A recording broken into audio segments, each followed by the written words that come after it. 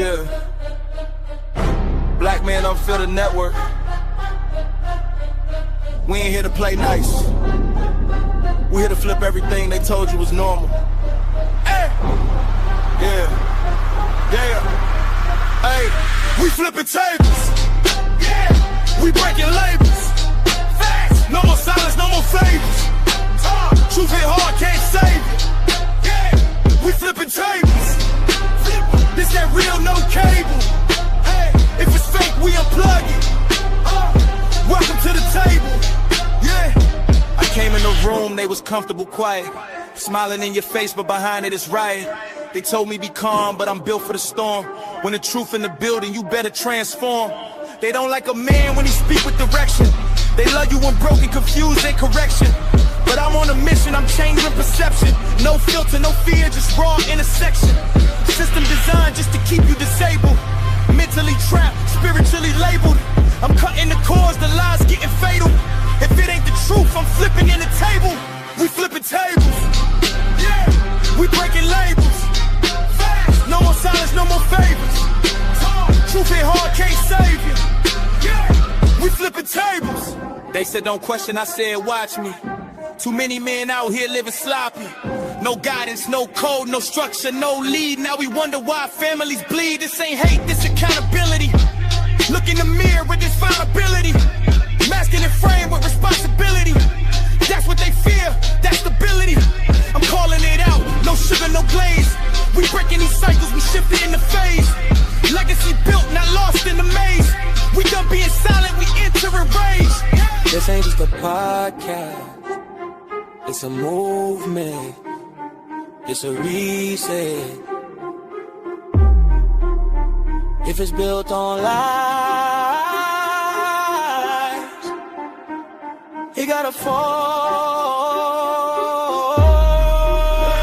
We flipping tables, no fear, no fables. Black men rise, we stable. Now we changing the label. We flipping tables. Truth is non-negotiable. Black man unfiltered. This the voice, they ain't controlling. Flipping Tables podcast. Black man Unfiltered network. If it don't make you uncomfortable, it ain't real.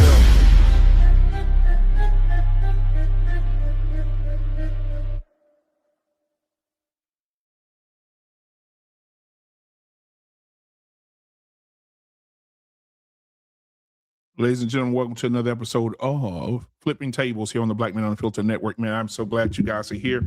I'm honeymoon happy and peacock proud to be here tonight with you guys. And we're going to have a great conversation tonight, as we always do, guys. You see, tonight, the subject of tonight is, did welfare destroy the Black family? A conversation that nobody wants to have. We don't want to talk about the things that made us feel good, but destroyed us at the same time. Okay, I know a lot of us are subject to being on government assistance, but we'll get to that in a second. I again welcome you guys to the show. I also want to point out some house rules here. Hit the like button, hit the subscribe button, and let me know that you're here. You also can get in the chat and let me know that you're here as well. If you want to give to the channel, you see the Cash App at the bottom of the screen, or you can give a super chat, which we'll be referring back and forth to on tonight as well. All right. So like I said, again, it's good to be here. If you want to join the panel tonight, you definitely can join the panel tonight and have this discussion as well. I'm looking forward to having a discussion with anybody that wants to come up and have this conversation. But I did want to start out by just asking a simple question. If you're watching right now, how many of you had to, or how many of you saw the devastation of welfare in your household growing up as a child in the 80s and the 70s, if you're watching, even these 70s babies in here, or 90s? How did it benefit your family? How did it help you? How did it help you? What did it do for you? I just want to know. A lot of people, a lot of Black people, they were on government assistance, whether it was food stamps, whether it was Section 8, whether it was WIC, anything the government gives. I know a lot of you guys were on it. And so was I as a kid as well. To give a little transparency on my end as well, my mom was on that as well. Do I think the welfare system benefited Black people? Nope. I think the welfare system destroyed families. I think the welfare system gave families something. I think I think a lot of families were destroyed by using government assistance because of the rules that were set in place, right? I got a video that I want to share with you guys, but the rules that were set in place that a person that looked like me and a person that looked like any other man out there was not able to be in the household if you were on government assistance. And they used to send social workers to check your house.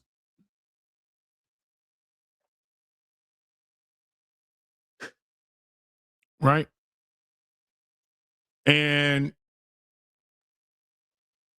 I believe that women betrayed their men. I believe Black women betrayed their men and chose subsidies, is what they called it for the white people, but government assistance over their men. And so I have an important video that I wanted to share with you guys that I think that will put us in the right mood for the conversation tonight. I'm going to put the link in the chat so we can have this conversation. Let's see here. So if you guys want to come up, it's there. Let me see. Boom.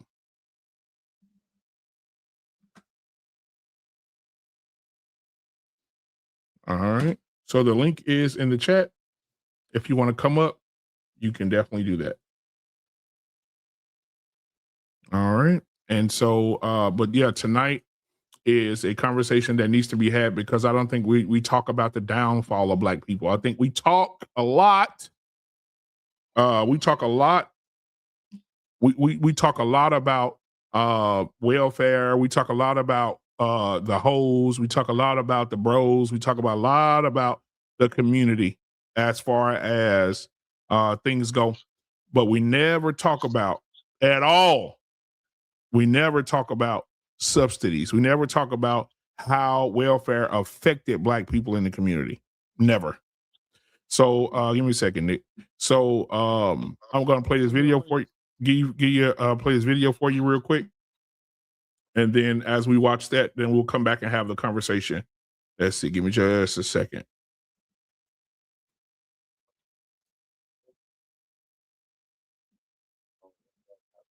Mm-hmm. So what? Send me the link. All right. Hold on. Go send it on Facebook. All right. I think this is the one I wanted y'all to see. Because I had a lot of videos I wanted y'all to see. So let me see. I think that was it. Want to make sure.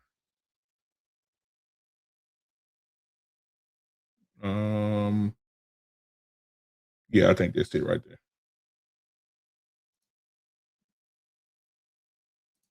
Yeah, that's it. All right, here we go.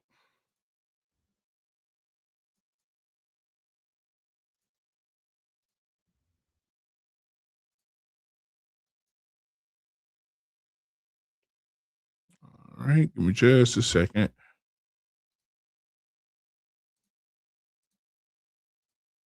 Where we go? There we go.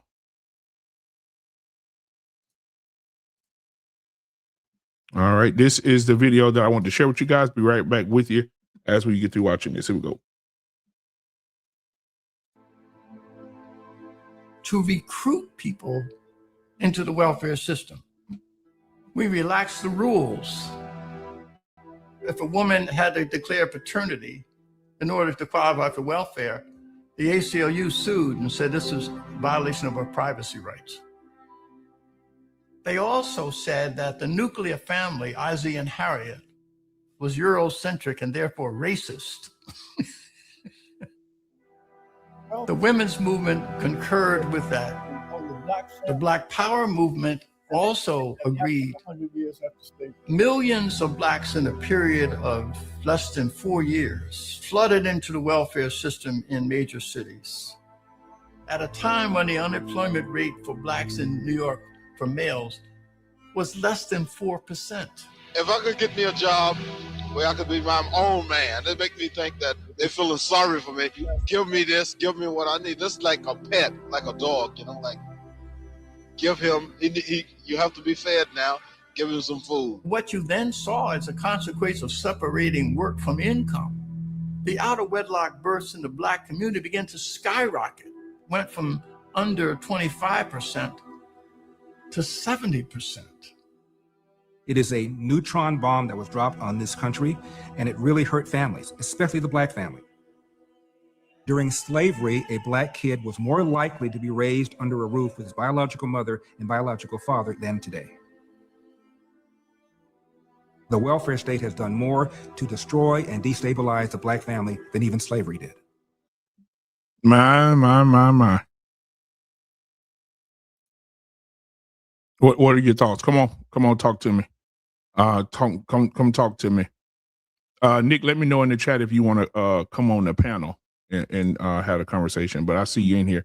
But yeah, so come and talk to me, because this is something that's been destroying the women traded this. I'm telling you, they made it so hard. I got so many videos tonight. We're gonna cook tonight, because I got a lot of videos here that I want to share with y'all tonight about this. And I don't care what we grew up on. I don't care about this, because a lot of our people that we grew up with are very ignorant to the fact. And I'm not saying that's in a bad way. What's up, Larita? Good to see you, baby. I'm not saying this in a bad way. I'm not saying this in a way that makes everything worse. I'm saying when we grew up on it, we didn't know no better. We didn't know that these things was pushing the daddies out of the house. We didn't know that. We didn't know that this was a targeted thing for black people. It was targeted. And you ask why? Because think about it. In the Jim Crow era, when it was Jim Crow, families were together. Families were listen to what I'm telling you. Families were together more then under Jim Crow than they are now. 7% of fathers were not in the homes during Jim Crow. After Jim Crow, 40% of fathers are not in the home. The welfare system was designed to destroy the black family, to destroy the husband, the wife, the unit, the togetherness of a family. It happened. You can't tell me, because they had the no man rule. You couldn't be in the house with your man and get help with your rent, get help with food stamps, get any subsidies from the United States government. You couldn't even get the government cheese if a man was in your house. It's crazy. All right. So I'm gonna play this other video here. I want y'all to see. Because we're gonna talk about the destruction of the black community based on welfare. Welfare was not good for black people. It was not. And it's still not. What it did, it put us in shambles. Because think about it. How many of you out there grew up on it, but your mama was making minimum wage? And if your mama made a dime over minimum wage, they would cut her food stamps off, and she would have to figure out how to feed you. As kids, we didn't know that. Mama, what dad is? He over at his brother house. He can't live here. Daddy can't live here, because if daddy step foot in here and that social worker come and see daddy, they're going to cut off mama food stamps, Section 8. We're going to be on the streets. No food stamps, no Section 8, no Medicaid, no Medicaid, nothing. The black family was strong. They knew it. And so they use redlining. We'll talk about that next week. They use redlining. They use our own people against us, who we call coons to this day. right? They use our own people against us. We talked about that last week with Martin Luther King and him teaming up with Margaret Sanger, the lady that created Planned Parenthood, who killed 23 million babies so far.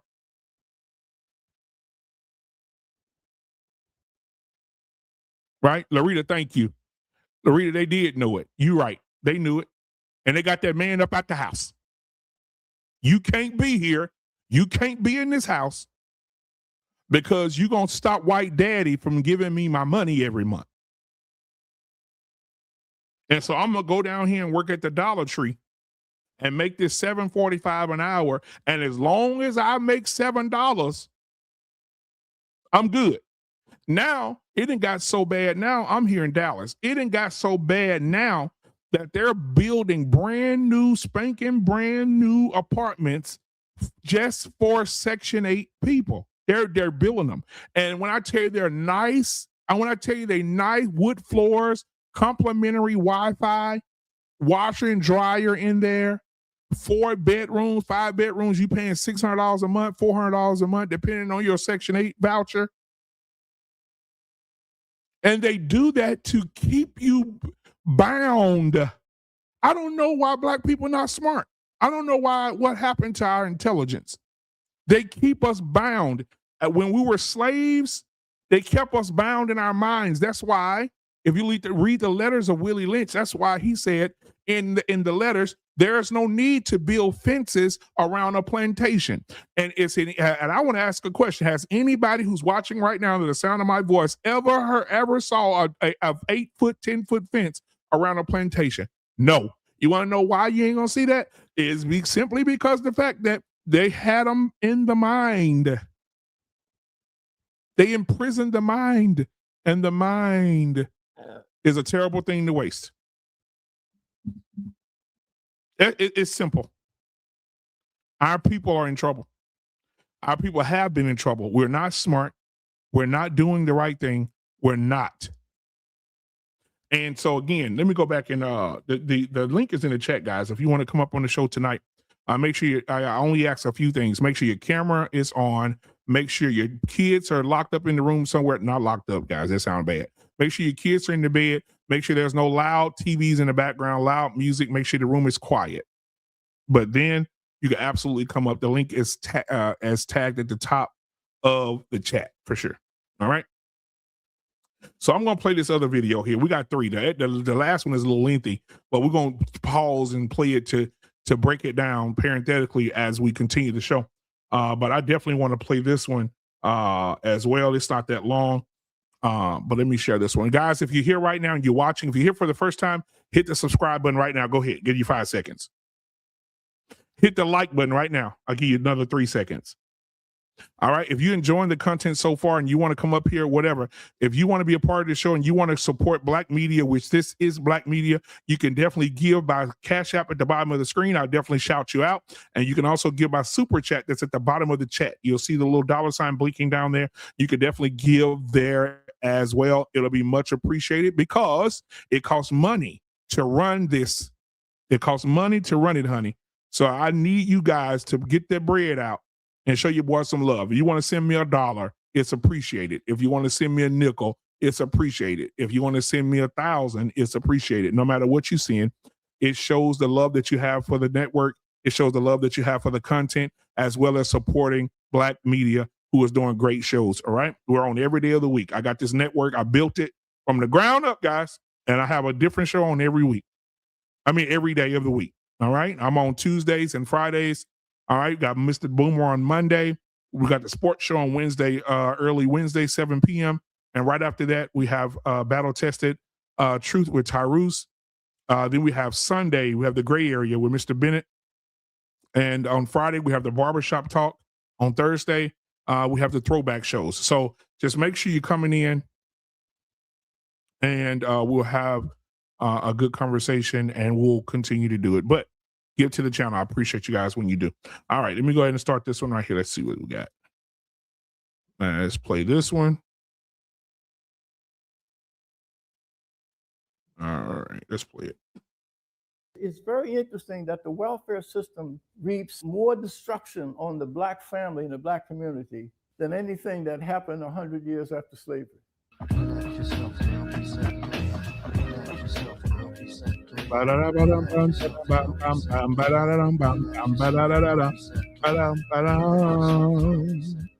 There have been a lot of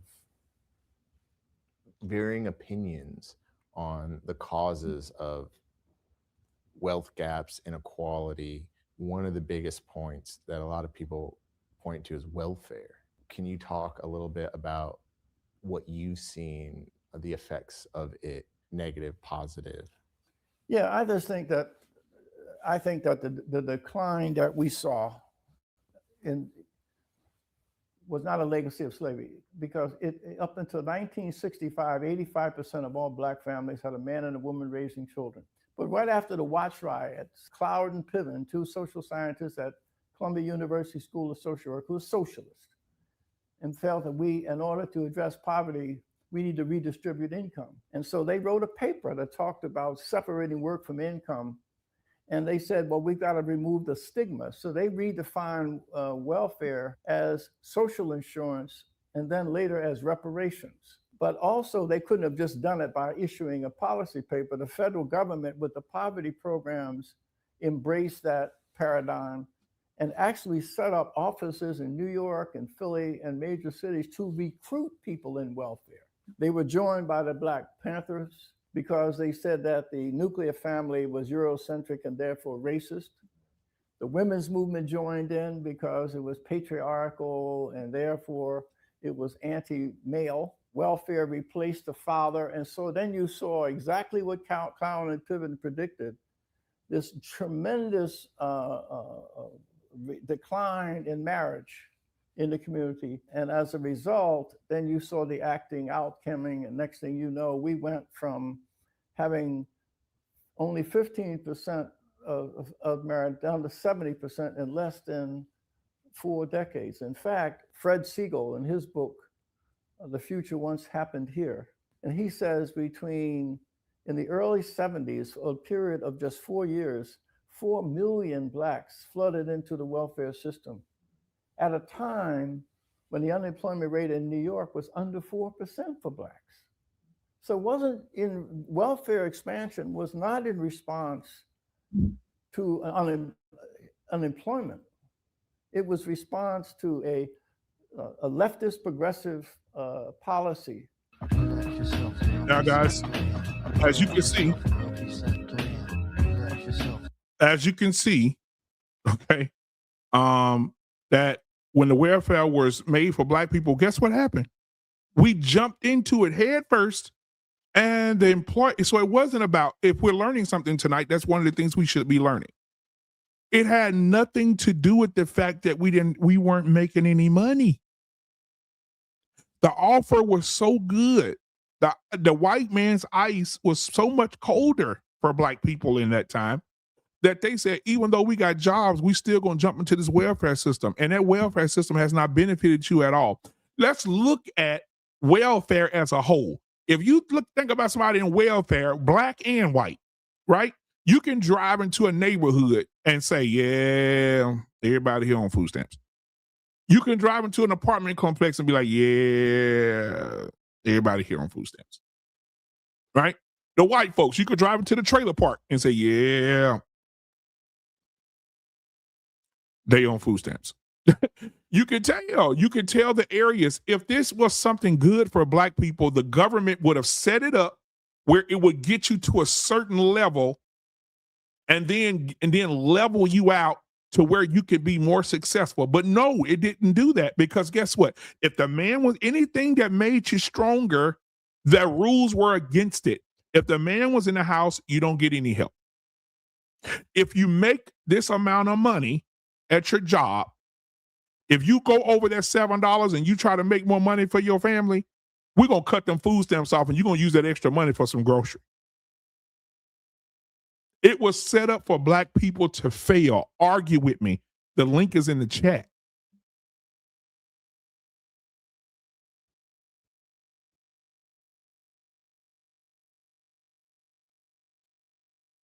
It doesn't make any sense.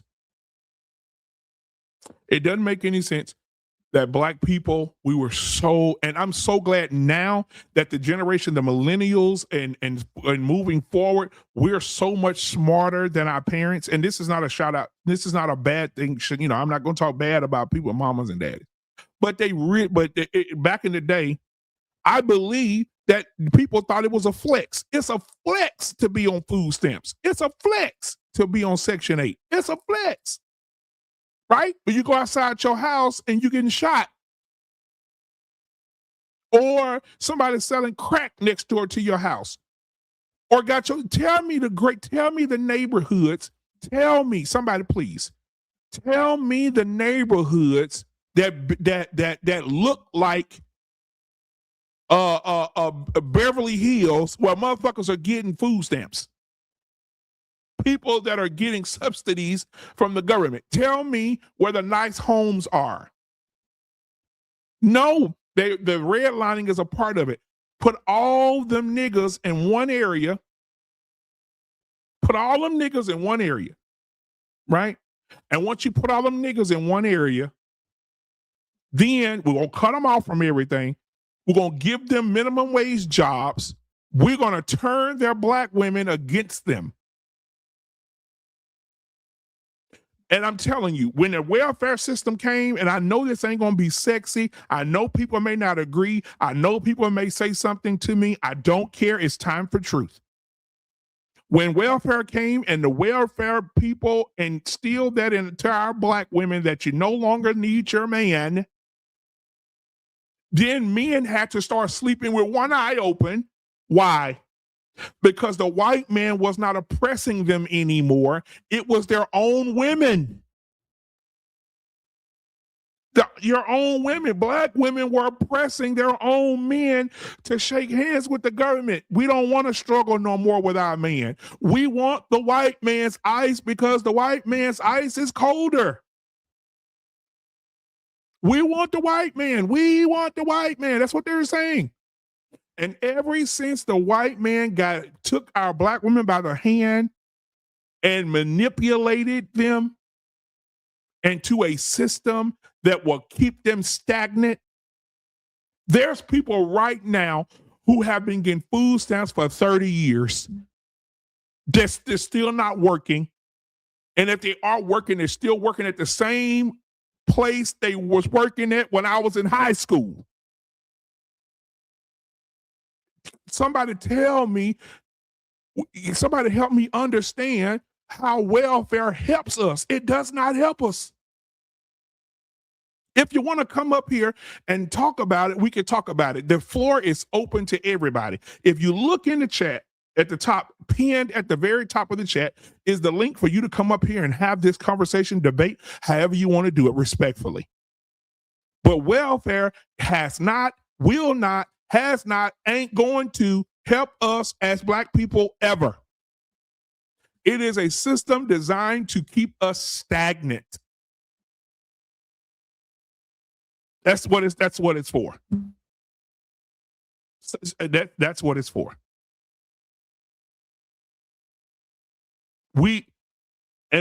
That's what we do.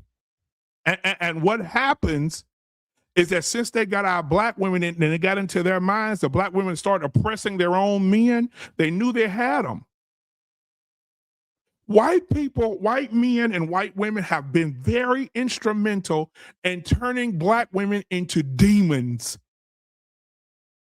We can start with Margaret Sanger. Margaret Sanger said, hey, listen, I can't get Black women to kill their babies, so I'm going to get Martin Luther King and a few other people to go down in the hoods and tell the Black people it's okay to kill their babies. Abort, abort, abort, abort.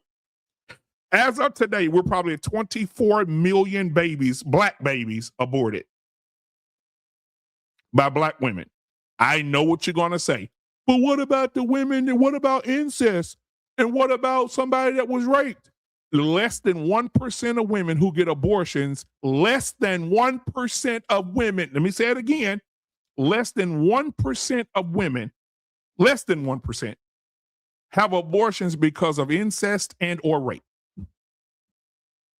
So that other 99.5% are doing it for birth control. But let me keep going. Margaret Sanger, guess what? The first abortion clinics were where? They were in black communities. The first, I'm telling y'all this because I'm a smart guy. The first abortion clinic was where? In Harlem, New York. Harlem, where the Apollo Theater is. Nothing but black people. They didn't stop there. Then after that, they said, let's get the feminist movement going. The white women came out their kitchens. The white women came out their kitchens and said, we want rights. We want to vote. We want bank accounts. We hate our men. And they start walking up and down the street with their picket signs. Here come the black women again, being manipulated again. Now, you've been manipulated by the Planned Parenthood to destroy your babies, and they made a lot of those women sterile after they got abortions. Now you have the feminist movement started by the white women who left out of their kitchens because they didn't want to cook for their husbands no more. And guess what happened? Those white women got the black women involved in the feminist movement. And what happened? What happened in the feminist movement? What happened? The black women took over it and said, we want equal pay. We're equal to men. We can do everything they do. And guess what the white women did? They shut their mouths. They said, we got them niggas again. They shut their mouths and they went back in the kitchen, put their aprons back on, and left the black women out there in the streets asking for equal rights like men. And until this day, we still got women with this independent mindset, independent thoughts, independent this, independent that. I'm independent, and you don't have no man. I was listening to a guy earlier today who said, I don't want to hear no woman asking a man, what do you bring to the table? Because the table, I don't want to know, I don't want to hear no man, no woman talking about what you bring to the table, because the table is a representation of the family. Women were created to make the to fill the table, not to be the table. So don't ask me what I, as a man, what I bring to the table when you were designed by God to fill the table. Little Johnny, little Johnny, little Trey, little Susan, little May should be sitting at the table coming from your body that I put in your body for you to create the family. And because of what the white women and white men did in the welfare system and Planned Parenthood, don't get me started, in the feminist movement and the welfare system, they cooked y'all. They made y'all look like asses. And now you still look like assholes. Now women are listen to me. When you took during the welfare thing, when you took the fathers out of those homes, we see a generational curse that has trickled all the way down to 2026. And what do we see now in the streets? You've already turned the black woman against a black man and made that black woman put them on child support, because now they even created 1994, Bill Clinton, fat face, 12 hamburger eating, cheat sucking lip ass, signed something that says, listen, if we give you subsidies, guess what? You're going to have to not only not have the man there, but you're going to have to put that man on child support. So now we're going to make the man even more. We're going to separate them even more, because now the man already ain't getting no jobs. So we're going to put him on child support and he can't be around his kids. Our women, I'm saying this and I don't care who don't like it. If you don't like me, if you don't like what I'm saying, I'll get a meetup spot for you. All I'm saying to you is that our women, they turned on us and they are now the oppressors of their own men. I hear women saying I hear women talking today about things that I never thought I'd hear a woman say out loud, but only think it. I was listening to a podcast today. I said, oh my God. Last week, my daughter graduated. I took my daughter downtown Dallas. We was riding through downtown Dallas. On the way back, there were girls, women everywhere. We looking out the window. You would be amazed how many of those hundreds of women we saw who are dressed like the whores of Babylon. Because there's no fathers in the home. The father's been ran off. Then you got hashtag fuck them kids. because now fathers have to deal with women who are demonically possessed mentally, because if you ain't giving them what they want financially, they're not going to have you build a relationship with their children. And then with men who are human beings acting their emotions, then they're the bad guy. The welfare system has destroyed the black family. I'm going to bring up two men that I respect very much. Guys, if you want to come up, the link is in the chat. If you don't see the link in the chat, don't feel away. Let me know. I'll re-put it in the chat so you guys can click on the link and come up and have this conversation. But remember, your camera must be on. Your TV and your wife must be shutting up, and your kids must be in the bed. You must have great lighting. I don't want to do a tour of your house, so don't click on the link and walk through your damn house so we can see the ceiling and the popcorn roof of your house. Sit your ass down. Be still, put some headphones on so we won't hear no damn echoes, and let's have the conversation tonight. All right? Don't interrupt that great production tonight. Okay? All right, so I'm going to bring up these two guys that I respect very much. I got R. Payne in the building tonight, man. He's in the building, man. I appreciate you being here. I also have my brother JT in the building tonight. All right, man. So listen, I want to talk to you guys real quick. And guys, if you're just coming in, hit the like button, hit the subscribe button. All right. If you want to give to the channel, the Cash App is scrolling at the bottom. If you want to give something by Super Chat, it's also at the bottom of your screen as well. If you want to be a part of the panel tonight, do it. The instructions have already been read to you. Hit that link. Come on up here. Let's have the conversation. But again, thank you guys for being here, because without you, there's no us. And I appreciate you. All right. So, R. Payne, we'll start with you first. Has welfare, because you are old, you were here when the Titanic was built. Has welfare destroyed the black community? Sure it has. The black family. Yeah, sure it has. You know, I mean, we could debate on, I mean, most of the stuff you talked about, in I saw the videos. A lot of that is true, and there's some variations around the theme. But yeah, the answer is yes. I mean, I like you said, I've been there. I was on a welfare line. I actually was on a welfare line. Like, it was like a mile long. And my grandmother found me one Saturday, and I cried for 10 hours that goddamn day. Wow. I'll never forget it. For that big hard ass cheese and those bricks, you needed a nuclear reactor to melt that shit. Yep. And then the peanut butter had like a quart of oil on top of that shit. When you open that can, you had to open the can. Pour it off a little bit, stir it up. Yeah. And then back then it was only white bread, right? So if you took out too much peanut butter, it would like rip the middle of the goddamn bread. It was so hard. So it had to be like thin fucking layers and shit. Yep. And you had to use twice as much jelly. So you could at least have some jelly. You could have no thin line of jelly. And I'm serious. I mean, it was it was something else, man, back then. Man, forget it. She had a whole basket full of shit. Now, my grandfather was in the house. But we had a big family, so I don't know how she got her hand on a voucher. Right. Well, she's old. My grandma had her hands on all kinds of shit, right? But I said, so the last thing she ever did again was take my ass with her. Yeah, she never put me back on that line. They were going to call an ambulance on my ass, man. I was like maybe about 12 or 13. Everybody in the line saying, "What's wrong with him?" I heard the whisper, "What's wrong with that? Is he okay?"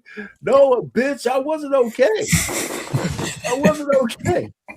No, I wasn't. I was going through some shit. I mean, you know how you have friends and shit. They see you on the line.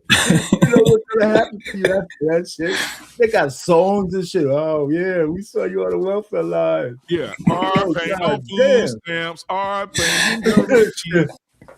Yeah. Oh, you okay? No, God damn it, I'm not okay. Shit. So JT, what are your thoughts, man? What are your thoughts? Do you believe welfare destroyed the black family? Yeah, I think it is a major. I think it was a major component to have destroyed the black family in many ways. Definitely, it made us ultimately dependent on the government. made a lot of people complacent. And now that we can see it now, like in 2026, man, we can see generations of folks that actually were on assistance as a means of survival instead of, the intent wasn't for that. I mean, even for Black folks, I don't think that it was even initially for us, So it's shit, man. That shit it is. The government has did a job on. I would say the American people, but specifically the Black folks, man. It's bad. Well, let me add this also. I mean, you're right. It's everybody, but they say when the country has a cold, we have pneumonia. Yeah. So the real point really is another point. What I was going to say, gosh, man, I just had it too. It'll come back to me. It'll come back. I mean, it's just so many different angles to this damn thing, in terms of, today, what's the biggest conversations today? If you're a liberal Democrat, we're still clinging on to these programs. There's a whole bunch of people talking right now today about the fact that they got to work for 20 hours a week to get their Medicaid. Mm-hmm. Right? Yeah. Able-bodied people fighting tooth and nail. And who's behind them? The Black women with a bullhorn, the liberals and the socialists in Congress, white or Black. And they're fighting to keep people who are able-bodied to not have to work for their handouts. Yeah. And that's a conversation that's going on right now today. And that right there shows that it was a job that was paid on. I mean, there was they did a job on us, because think about what you were just saying. We, at least in those days, Black folks were saying that if you was on welfare, that you was, it was a stigma. It was a stigma that you was lazy or your family was lazy. And now look where we at. People brag about being on Section Section 8 and getting EBT cards. And I'm telling you, man, it's debilitating. And is another reason why guys like Mindani can get in, because people hear this word free and they don't think it ultimately has to get paid by somebody. Yeah. Yeah. And it's crazy shit. And it's a danger to the country. And a lot of people don't realize that. Mm-hmm. What hurts me a lot when I see Black people, these so-called blackity blacks fighting for shit that we know that's detrimental to the Black community, only because some of them are getting paid. It keeps people, the masses, in a certain position of vulnerability and all that. And I'm one of the only guys, and I know this, that I think once Black women went crazy with Black Girl Magic, that was the last nail in the coffin that we might ever be together again. I think so too. When Black Girl Magic came out, there was no room in there for sons, daughters, husbands. Sons, husbands, uncles, anything male was dead. And then Ice-T, not Ice-T, but Ice Cube, that conference when Ice Cube talked to those Black women on Fox Soul. Right, on Fox Soul. That was kind of a watershed moment that put visual clarity where Black women of that kind of ilk was going. Yeah. That right there, that conversation, I don't think a lot of people I think they glossed over it, man. It wasn't as big. You were right. You're right. I know where you're going. Yeah. It was a bigger moment than we gave it credit for. Yeah. And when, when they were talking and he was saying that, he had a plan and he kind of laid it out, an overview of what the plan was. And when, what's her name? Vivica Fox. Yeah, Vivica Fox. Was it Vivica Fox? Was she the one? I don't want to put... Lisa Ray was one of them. Yeah, but the one that said, well, what are you guys going to do for Black women? He said, aren't you Black? This is for Black people. That means that we're not going to do anything specifically for you. This is for Black people. Yeah. And they rejected it. He said, if it doesn't say Black women on it, that it's not necessarily for us, for what we're looking for. Yeah, So, what's going on, Jay Prince? What's happening, man? Let's what's going on, y'all? Shout out to y'all. What's going on? What up, though? What's going on, man? I don't know what happened to Black Man Unfiltered, man. He was just around there. What's happening, man? Did you see any of this stuff? And I don't know if you was finished, JT. You got any more? No, that was it. Did you see it? Did you see anything that we were talking about? No, I just got here. We're talking about, did the welfare system destroy the black family? That's the general topic. So you can answer it, yes or no. What do you think? Well, yeah. It did destroy the black family, but this is why black men can't never say that they are masculine, or they can't never compare themselves. They try to hide under, they be trying to hide up under everybody else's, especially the white man's masculinity, and hide up under his stuff to feel like a man. But really, I mean, you getting hold. You got hold then, and you getting hold now. So yes, the welfare system is nothing but another man. That's almost like if JT got a woman, and I come around with more money than JT, I take his bitch. Right? That's basically what the government did. The government gave the black woman more opportunity than you can. He basically he showed the black woman that he's more of a powerful and more financially and protective than the black man. And so we have not met black men who can overpower that since. That's what welfare is. No, I don't disagree. I would have another take on it, but I think two things could be true at the same time.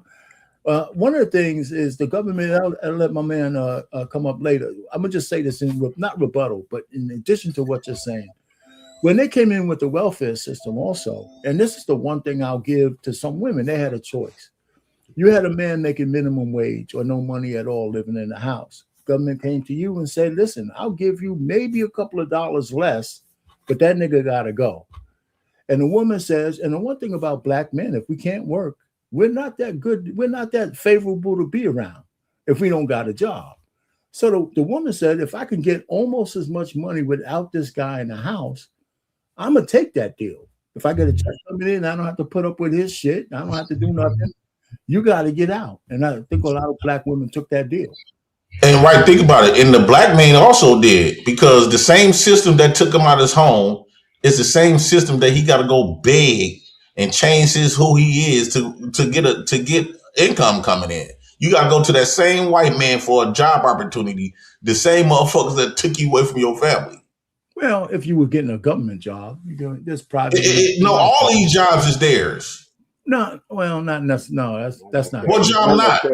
What job not? Well, there's people who are entrepreneurs, have their own jobs. They have private enterprise. Like, they don't get the money from. There's businesses that don't belong to the government that you. Where did these entrepreneurs that had to start from somewhere?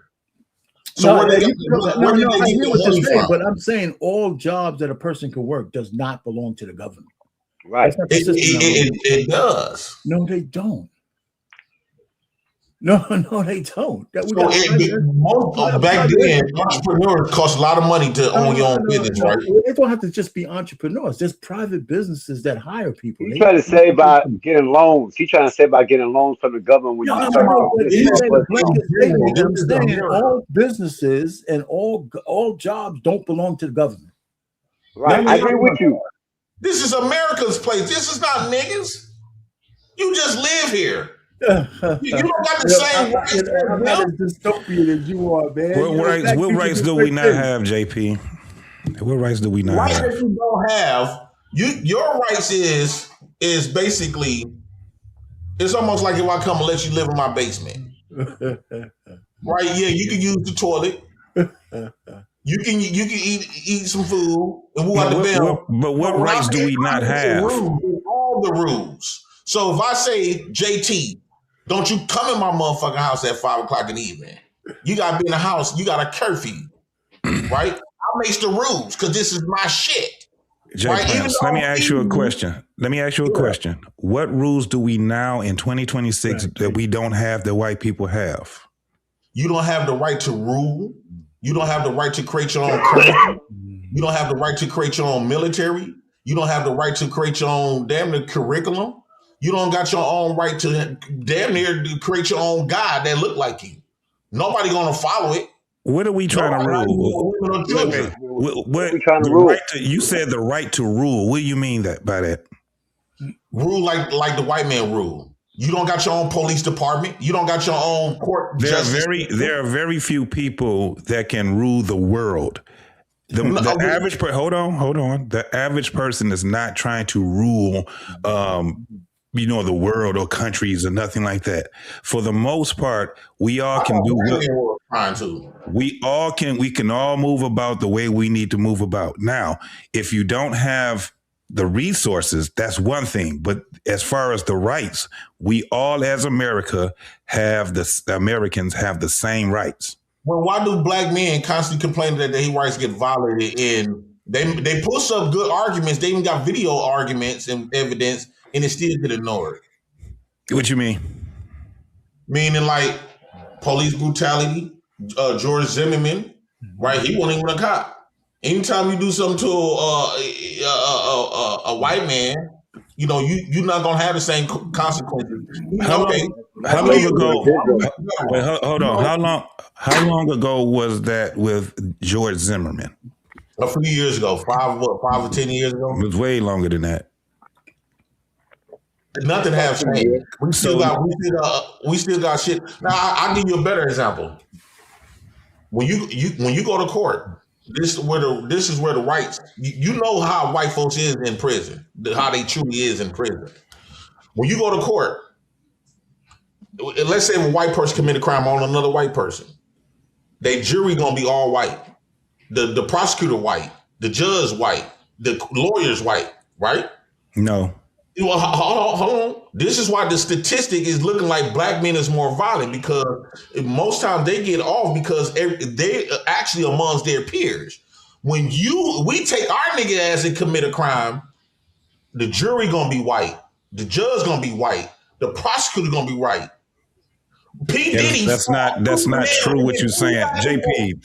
But that's P. not Diddy true. nail to get 2 black people on the jury. Jay Prince, that is not true what you're saying. That is not true. I sat on the jury for a murder trial, and I'm black, and it was a white person that killed another white person. So that's not true what you're saying. How many black people was it? Hold on for a second. It doesn't matter. It just what you're saying.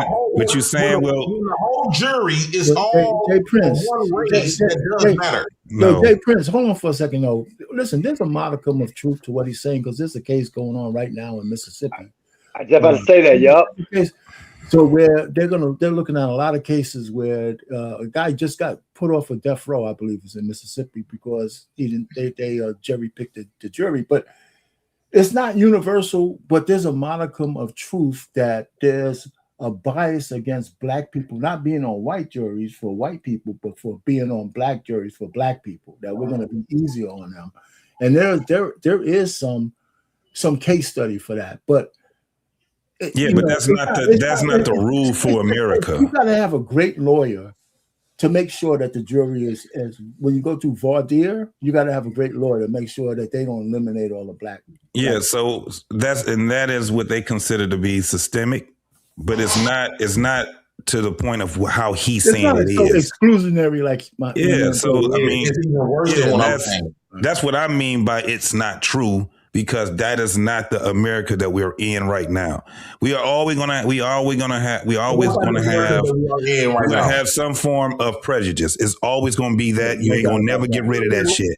But as far as the narrative as we just these weak ass people on this earth is some bullshit. In America, that's some bullshit. You got weak white people, you got weak black people, you got weak people from everywhere. That's in America. I hate that black folks say that, because when black people say even white people go through this, that's only to excuse of you have to stand up for yourself. Because y'all willing to, as long as you could go around and point out other people, especially white people, go through the similar shit as you, it give you an excuse to be a bitch and not address the issue. Address what issue, Jay? The issue is you getting punked, bro. Bro, all you got to do is think about this. Think about this. When you're dealing with a woman, right? They gaslight you and told you that you're a leader. First off, you can't tell that woman what to do. And if you do tell her what to do, she don't have to follow you. Can't you come and close this door? She don't have to follow you, and you raise your voice. And the better than even putting your hands on you, going to take your ass to jail. I don't care if she bust your head up with a vase or what the bell. She better not get a scratch on her. Now, when it comes to the kids, they say they told you that it take two to tangle. But if you can't afford your kids, what the bell, you go to jail. You get your password taken, license taken. You don't get the chance to file the kids. You don't get the chance to get the rights to the kids. If she can't afford her kids, she get benefits. She automatically get primary care. Secondly, right? But what they got to do with black people? That's white people too. No, hold on. No fault divorces. She get to marry you. Y'all get married, and you sacrifice everything that you built, and you don't get shit. She don't sacrifice nothing. We're not talking about that. That has nothing to do with I'm explaining to you how you getting whole. You getting explanation. So your explanation is null and void. We're not talking about that little scenario that you're bringing up. I've heard that scenario that you said before. That is not what we're talking about tonight. And let's get the beige rage get a little bit. It's hard to talk to the nigga that act like a hoe all the time. I think he's. I swear to God, I kick your ass right now. You come on this panel right now. We ain't in for that. I ain't with that shit tonight, bro. Hold on. Hey, I ain't with that. I'm not that shit. I'm not with that shit tonight. Yeah, hold on, Jay Prince. Beige rage. Yeah. Hey, black man unfiltered. You did this shit the last time. You'll let him go. Please let this nigga go. Can I kick him, dog? He does this on every panel. No, I want opposition, but I don't want to make no. But this is not black man. This is not opposition right now, bro. Come on, man. He's tearing up the fucking quality of the fucking show. He's been doing this for the longest. We don't need views. We do not need views that fucking bad, bro. Jay This dude do this all the fucking time. This is his channel as well. So Jay Prince.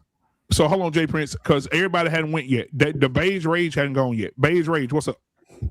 Hey, hold on, Beige. Before you go, Beige rage, I want to address something you said. You said that's white people too, in those areas that he was talking about. The point that I think that in that position, what he was talking about, not the welfare thing, but I think that the majority of black men, I think that's another show for another day. We're gonna keep to the welfare thing.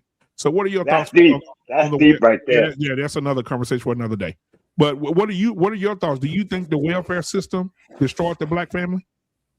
Okay. I think it brought the cream to the crop. You know what I mean? I think that in that situation, like, okay, you gotta look at from 1968 when they actually stopped that thing, what you call the man in the house rule.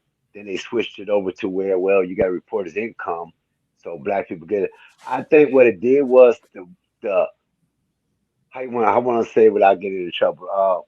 Put it like this: the niggas, the ones that just straight just want to live off that shit, that wants to, get their food stamps, stay on their Section 8, pay their $62 a month, and all that. I think that's separate because there was a lot of programs within Section 8 in the government housing where if you was on and paying all y'all probably know what I'm talking about. When you was on welfare, you could go to school, you could get a job, and then you could work your way to get in a house on these programs. So it helped a lot of black people because I know my cousins, two females that have kids that work their way to get in that. Where about the man situation? Man, I grew up in the projects, bro, in Chicago on the west side. I never really had to see that. I'm living from my experience. I never really seen that where the man couldn't be in the household thing. But I think and that's anecdotal because just because you didn't see it doesn't mean it didn't happen. I know people. My grandmother is 93 years old, and I know my grandmother for sure said that if you got caught with a man in the house, you lose everything. But that rule, okay, on that rule, now you could go Google this. On that law, they stopped that in 1968 on the King versus Smith. Look on the King versus Smith. Look it up. That law where they forced you out of the house.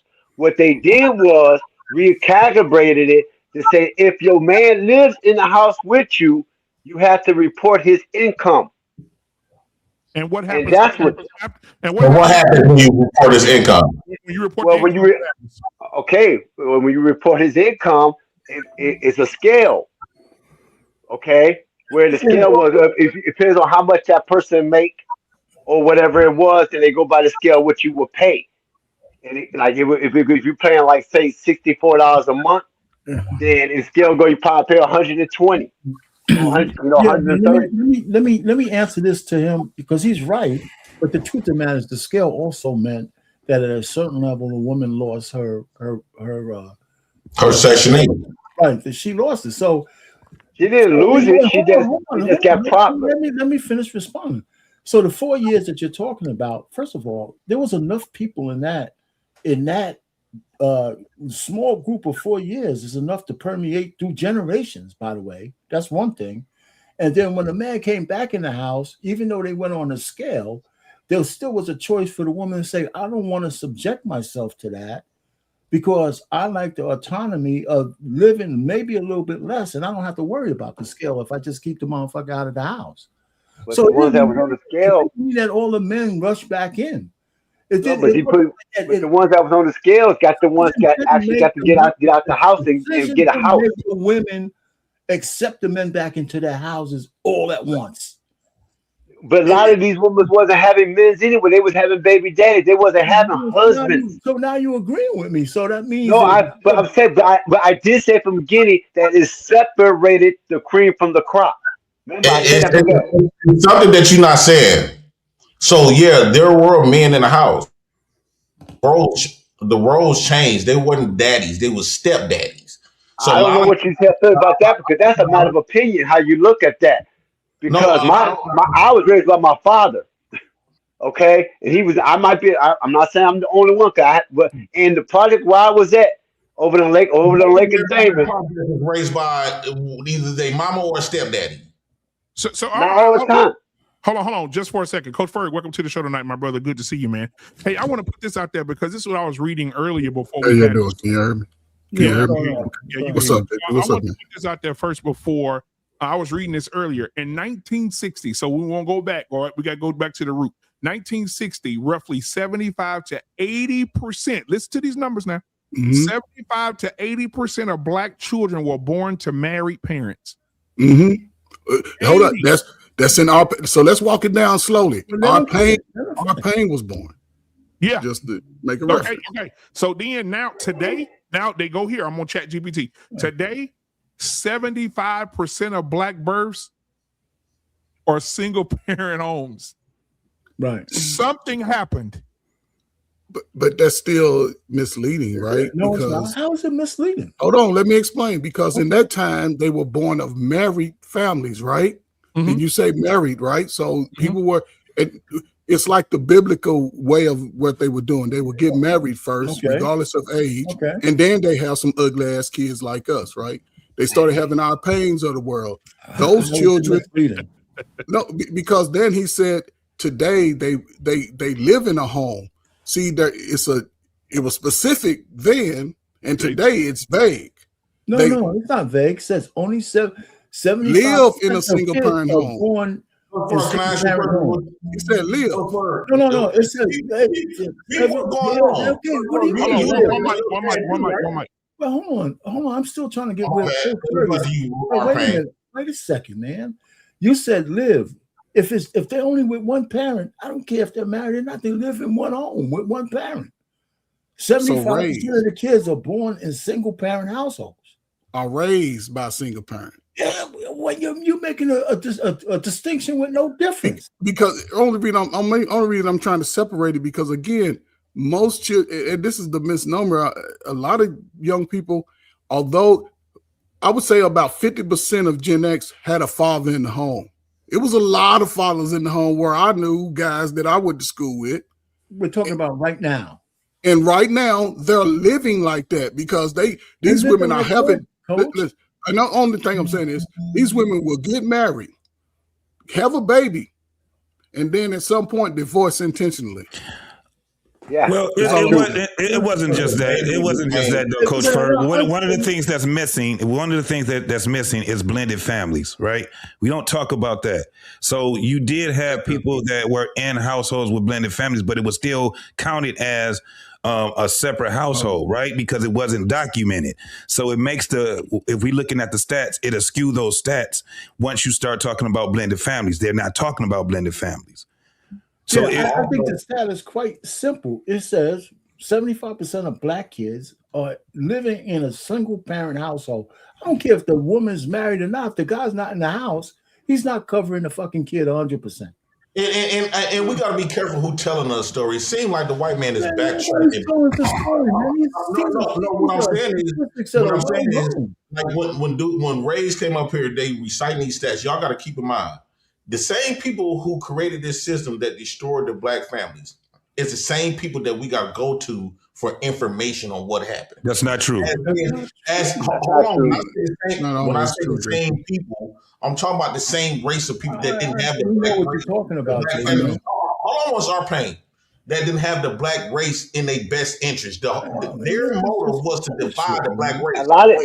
We knew that. A lot of these systems come from black colleges. Let me finish my point. So I think these numbers is to gaslight black men, to make black men feel like he's been lying this whole time and trying to make it seem, because I knew when I grew up, everybody had a stepfather. You had one. Not or two. Everybody. And you paid attention. Coach Ferg, was you raised by your father? Yes, mother and father, grandparents. So JT, we was raised and come on, man, stop it, man. He said dark skin. Stop. No, hold on. The reason I'm bringing up this because it has a lot of merit to it. Every time the woman got with a Euro phenotype man, she looked at him almost like a trophy, and she managed to she'll tolerate a lot of bullshit from him. Every light-skinned person I know, dad was still involved. Bro, we ain't talking about no goddamn shit that you talking about, Jay Prince. What are you talking about? You keep derailing the goddamn conversation. Who do you think you is? You keep derailing the fucking conversation. You in Detroit, what up? This nigga keep derailing the fucking conversation. Black man, I understand exactly how this shit goes, bro. We can't even get no motherfucking where because we got motherfuckers that's doing this shit. Right. So this shit is crazy. Hold on. We talking about fucking dark skin, light skin. Man, come on, man. Some of these niggas they can't be on this fucking panel no more, bro. Come on, bro. We got these goddamn retarded ass people thinking they could be in conversations that we in, and it derails the fucking conversation. I'm tired of these niggas doing this shit. Hey, now, Jay Prince, let me ask you a question. I have a question, Jay Prince. Go ahead, he hear you. I have a question, Jay Prince. I want to make sense of what he's saying, okay? Because I want everybody to have a voice. I get it, man. But God damn it, black man, listen. This nigga do this shit week after fucking week, panel after fucking panel. We can't even get nowhere because this motherfucker come over and take over panels with his dumbass ideologies. We hear this same shit every fucking week. It's not relevant. Let's get back on the topic. That shit not relevant. What he's talking about. This nigga talking about some bullshit. Yeah. Come on, man. We gotta have some type of integrity when it comes down to this shit. I'm tired of these fuck niggas coming over here and pirating our fucking conversations. Come on, man. So listen. So let me ask a question because I was trying to get the gist of it. This man said, "Shut up, man." Go ahead. So Jay Prince, why you let him drop? He's a hater. Jay Prince, hold on, Jay. Don't say nothing to JT. Listen, I'm asking the question. You saying back in I guarantee you won't. I guarantee you won't. I guarantee you won't, nigga. I guarantee you won't. That's what I'm talking about. This shit right here. Fuck him. Ban this nigga from any fucking platform. This nigga don't come and don't bring no fucking value at fucking all. And it fucks up our fucking conversation. It fucks up the quality of our shows. These niggas have been doing this shit for too fucking long. We can't do this shit no more. I don't give a fuck. Fuck his voice. Silence this nigga. Die, Jay Prince. I hope you fucking die. Tired of these niggas coming up here. And I gotta, what I'm gonna do? I'm gonna just keep sitting back allowing these fuck niggas to be over here saying whatever the fuck they want to say to me. Fuck that. Drop these fuck niggas when they don't have the right intentions to come up here and have an intelligent conversation with us. They make us look bad, dog. We are talking about something that's plaguing our community. We're in a fucked up situation right now. The last thing people need to see on a fucking global platform is niggas arguing with niggas. And we're trying to do something better for our people. At least start a better conversation. Have better ways on how we talk to one another. We can't do this when you got fuck niggas like this in the way. He's in the fucking way. We've been doing this too many fucking years, bro. This shit is important to me. When I have these conversations with y'all, this shit, he ain't important to me at all. That nigga had time after time after time, platform after platform. He had his own. This should tell you everything about this fuck nigga. His platform has been taken away from him.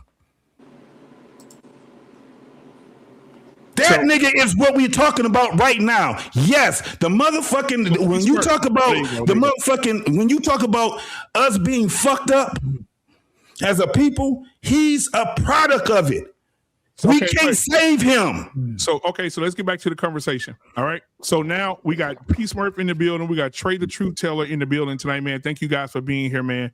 We're having a conversation tonight on the welfare system and how it affected us as Black people. Me personally, I heard my boy, Beige, say, that it helped his family. They were able to get a house. I don't believe that. I think all of that is delusion.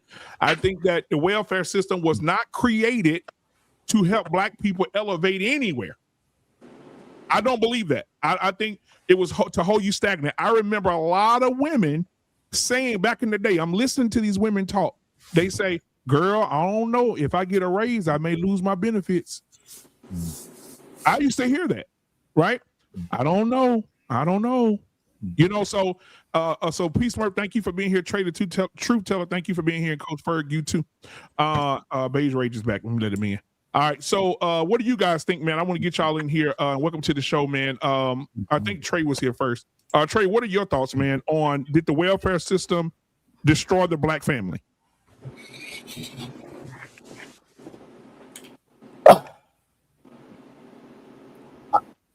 I would say yes. It's so many different aspects that actually destroyed the Black family, but the welfare system definitely contributed because the Black woman chose the welfare system over marriage.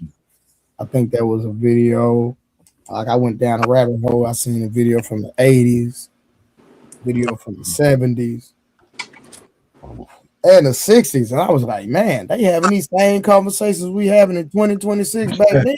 Hell yeah. Before I was even born, and I was like, man, that's crazy.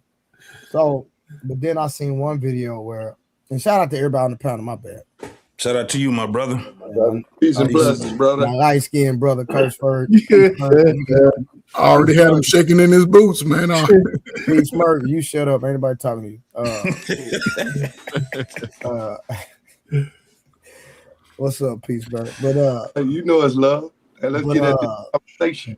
I seen a video back in the 80s, and they were asking, I think it was like Nightish, he always remember that documentary. I forgot the name of the people, but it was a bunch of little girls in the room, and the guy asked. Oh yeah. I remember what you're talking about. That's I remember that. I remember that. Remember I did one. You did a show on it. I did a big one on that one. Yeah. The Vanishing Black Family. Yeah, okay. That's it. Yeah. Okay, so and they asked all the girls in the room, did they ask? Would they marry their baby father or something like that? Yeah, would they be? Yeah. Yeah. And I think one of the girls was like, I didn't have my father, and so like I say, this been going on, and so anytime you don't have a husband and wife, you don't have the nuclear family, it's not a family. And so that just laid the groundwork through COINTELPRO and all the other stuff that was going on.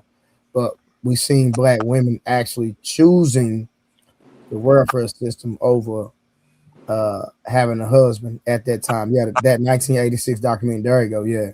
So yeah, women chose that. And me personally, I believe that the system should incentivize married couples versus single women. Because I believe that if they would incentivize married couples in the family, then that would encourage more people to stay married versus, being single and getting assistance from the government. So to answer your question in totality, 100%, it wasn't all of it, but it did have a big part to play. I appreciate that. Hey, Peace Smurf, black man. what are your I thoughts, want to say Peace Smurf? something quick. Oh no, I'm gonna let Peace Smurf go. Then you can go, Braids. Okay, go ahead. Please. So what I'm gonna do is I'm gonna blame first the black man, right? And this is why I'm gonna blame the black man. And I can come from y'all premise, and I do agree, but I'm gonna add some emphasis on some principles that I firmly believe in, and I think we're getting back to. So the Bible say, "My people perish from a lack of knowledge," right? Yep. Now we look at it as welfare, but it's really a subsidy.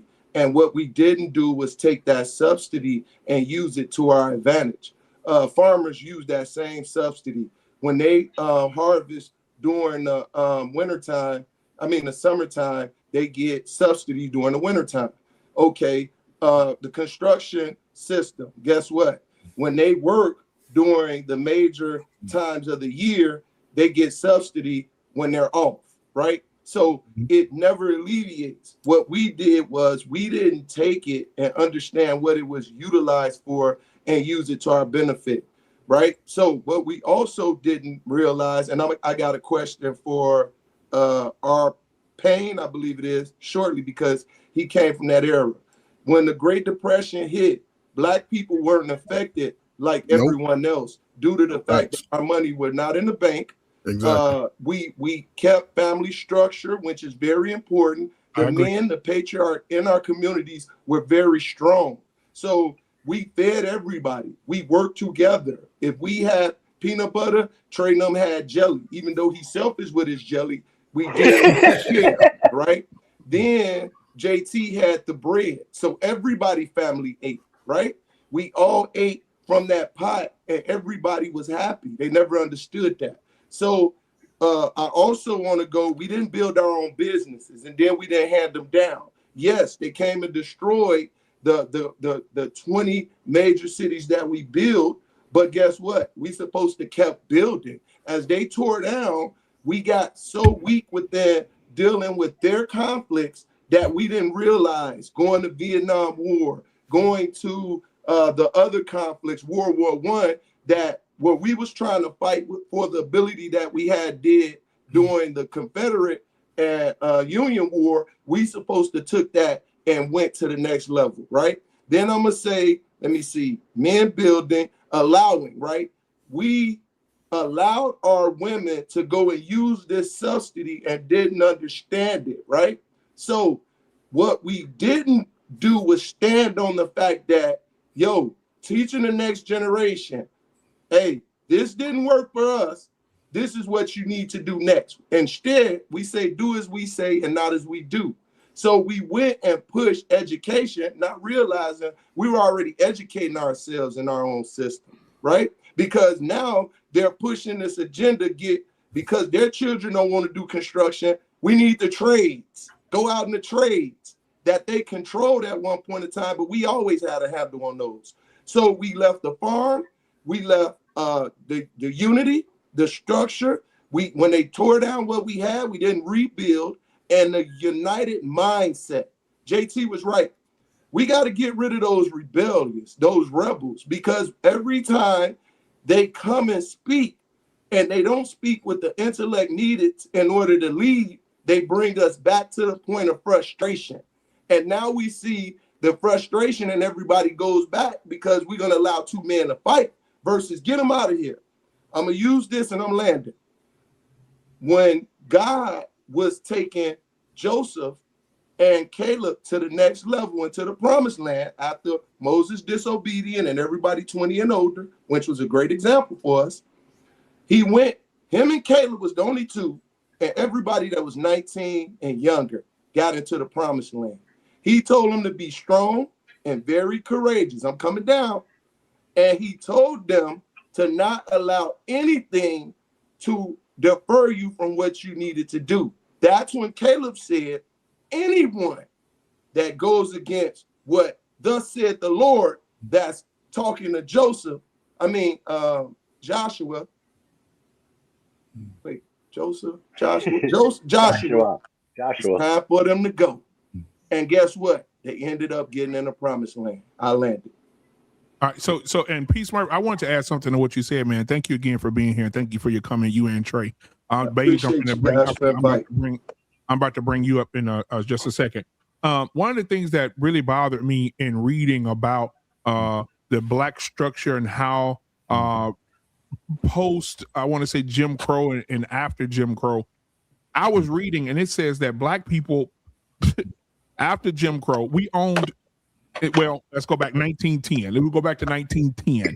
It says that Black Americans owned 16 to 18 million acres of farmland in the United States. Right? Yeah, but from eminent domain, right? Eminent domain, Black people today, as a whole, own 2 million acres of land. Shit. Yeah, but that's because our ancestors didn't do it way more than we do. Sitting on our soft comforted chair. Listen, man, they still was able to keep it together up until, and we talk about welfare. I saw some of the best people come out of welfare. Be right back. I always say this, and y'all hear me say it a lot. When they hit that dope in our communities with these single mamas and these boys, it changed the game. Welfare has always been given. I use my own family as an example. Welfare was originally, when they knew that people were transitioning, you could take it, get yourself settled. You had a year or two, take your little slow kids, y'all go. The women and the men worked to get to that. I remember my father been working in Louisville Slugger all of my life since I think he told me he got the job in like 72 or something. I don't know, 71 something. But then from there, he's like, man, we got to move. I remember because he talked to me in Result. He said, you remember when we used to stay over here? I was like, yeah, that's when I learned how to play and do all that. He said, yeah, we had a couple of months, a year, and we had to go.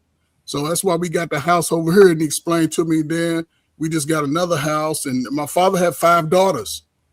It was, it wasn't no teenage pregnancy. My sisters were strong. And when said dope hit with the welfare, especially the projects where you had all the innovative stuff that we created. Out of the project, some of the best people, I'm talking about, that's why they started busing us. I know y'all remember when y'all went to school already set up. I think our pain mail graduated. I was bused in the 3rd grade. Went from all Black all the way to high school to mix with the white boys. The white boys didn't call us nigga because we fight white boys when I was coming up in Kentucky. We fight you. So it wasn't all of that. And brothers still were coming out of high school, getting good jobs, going off into this from the projects, because we talk about it all the time, no matter what state you are. Went to the service, the Cosby Show, the examples was there. And even through welfare, brothers was making a way, we were entrepreneurs in high school. We didn't have our parents guiding us and say, go do this. We were outside doing it on the fly. We would fight. This weekend, me and P. Smurf, after we fight, we the best buddies for our own life. And then we go family, and I'm telling you, I've seen a lot of good people come out of the projects, right? And they had that family unit because even the old ladies in the project, you couldn't just run through their stuff and disrespect it because an OG will check you. You could, and the older guys out of high school, they looked at you in high school like a little kid. They tell on you, tell your mama what you're doing. They separated. Once I became out of high school in 1986, I saw the transition. They pushed the dope on me, said, hey, Gen X, after we done gave y'all a couple of years of wood shop, we done gave y'all vocational schools. Y'all go out here into the world. Everybody went to college enrollment from HBCU, 300%, colleges all over the country. Living, a real world, all that was giving us the light. Then they snuck that dope in them projects from north to south, I-95, I-10, California. We saw in real time what they was doing to brothers in California. We saw it. And if it wasn't that big, they still highlighted it. They made all the movies, brothers deleting each other. We started seeing in our community, the deletion rate went up 300-400%. I never seen black on black crime. I saw a black on black fight, but I didn't see you so mad at me because I didn't give you $5 that you take me out. We selling drugs to our mamas and sisters. See, when the black man was in the project, it was okay. It was still family. It was still strong. Once they bought that drug in there, y'all mamas went outside. And I'll say this all the time, I'll shut up.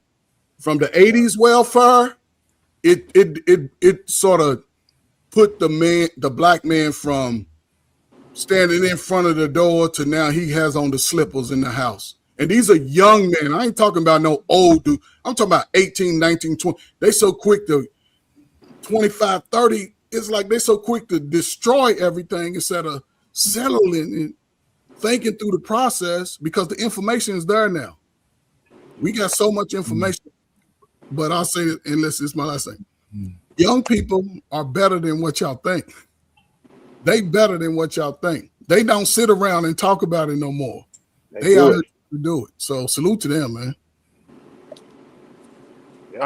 Yeah, go ahead, Beige. You were up. Go ahead. I want to piggyback on what JT said. About bringing people into this conversation that derails conversations and makes us look bad in the light. Like Peace, I think his name is Smurf. Peace Smurf. Am I saying that right? Yeah. Okay. Yeah, I know a Peace Smurf in Chicago too.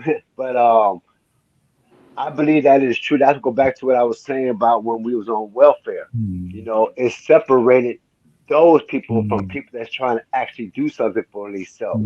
Like my man was just saying, there's been a lot of progress and a lot of people that came up out of it. I mean, just look at Painting.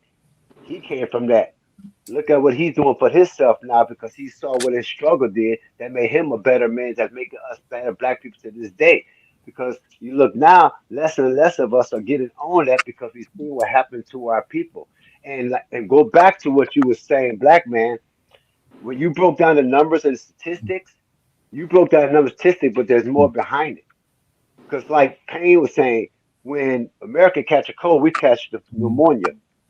So during the 70s, when we was actually taking all more of the late 60s and early 70s, the job markets crashed. All them factory jobs that our parents had, they lost them. They were losing their homes. People had to go get on welfare. They had to get on that programs, or they was not going to take care of their kids. So families moved in it. That's why you still had that structure in the family of a household or a community. Then turn around, like the man was saying, when we try to come up out of it, because there was programs to help us get up out of that.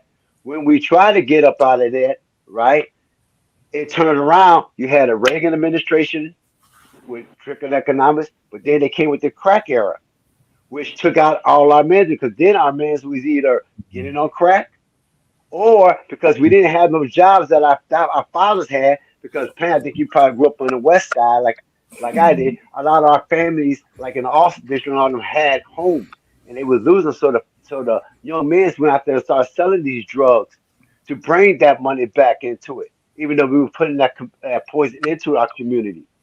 But they gave it to us, and then they locked us up with it, and then passed the laws to crack down on us. Hold on, let me explain real quick. And then they locked us up and took us away from our women, so we couldn't be there to defend them. So now you left the woman there to defend for herself. Now, what you expect her to do? Not to take the Section 8 or leave the kids out there on the street? We got to stop this. We got to stop. Thank you.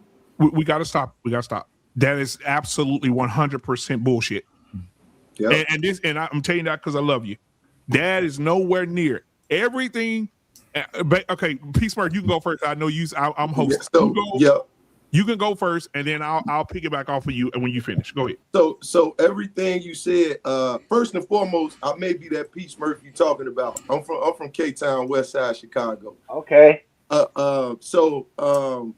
With that being said, everything you said, you kept saying they gave, right? They did. That's why I blame the men. Because when do us as men say, yo, we're not accepting that. We're not taking that. We're not going to give our women children. It was the men that brought that in there. It was the men that allowed these things to come into play. Because growing up in the hood, when the older men, because I'm maybe the last of Gen X. I'm 48. So when I remember my cousin them going to put in work, what they would do is tell the whole block, y'all go inside. It's men business about to happen. And the women would gather all the kids and take them in the house, right? And we trying to figure out what's going on, what's happening, right? They wouldn't let that be seen. You didn't too often hear the gunshots, but if you did, everybody ducking, right? Because it wasn't like a norm now where you hear it and you like, oh, that's a woo pointed out. So I say that to say it ain't what they allow, it's what we allow.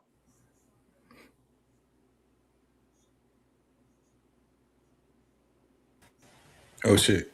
Y'all good? Yeah, we good. Good. Everybody good? I just seen somebody black out, so I just got my apology. So go ahead. So here go the issue. The issue is this. Us as men have to stop looking at the fact of what they brought to it. Just because someone bring me some leaf don't mean I gotta smoke it, right? Right. True that.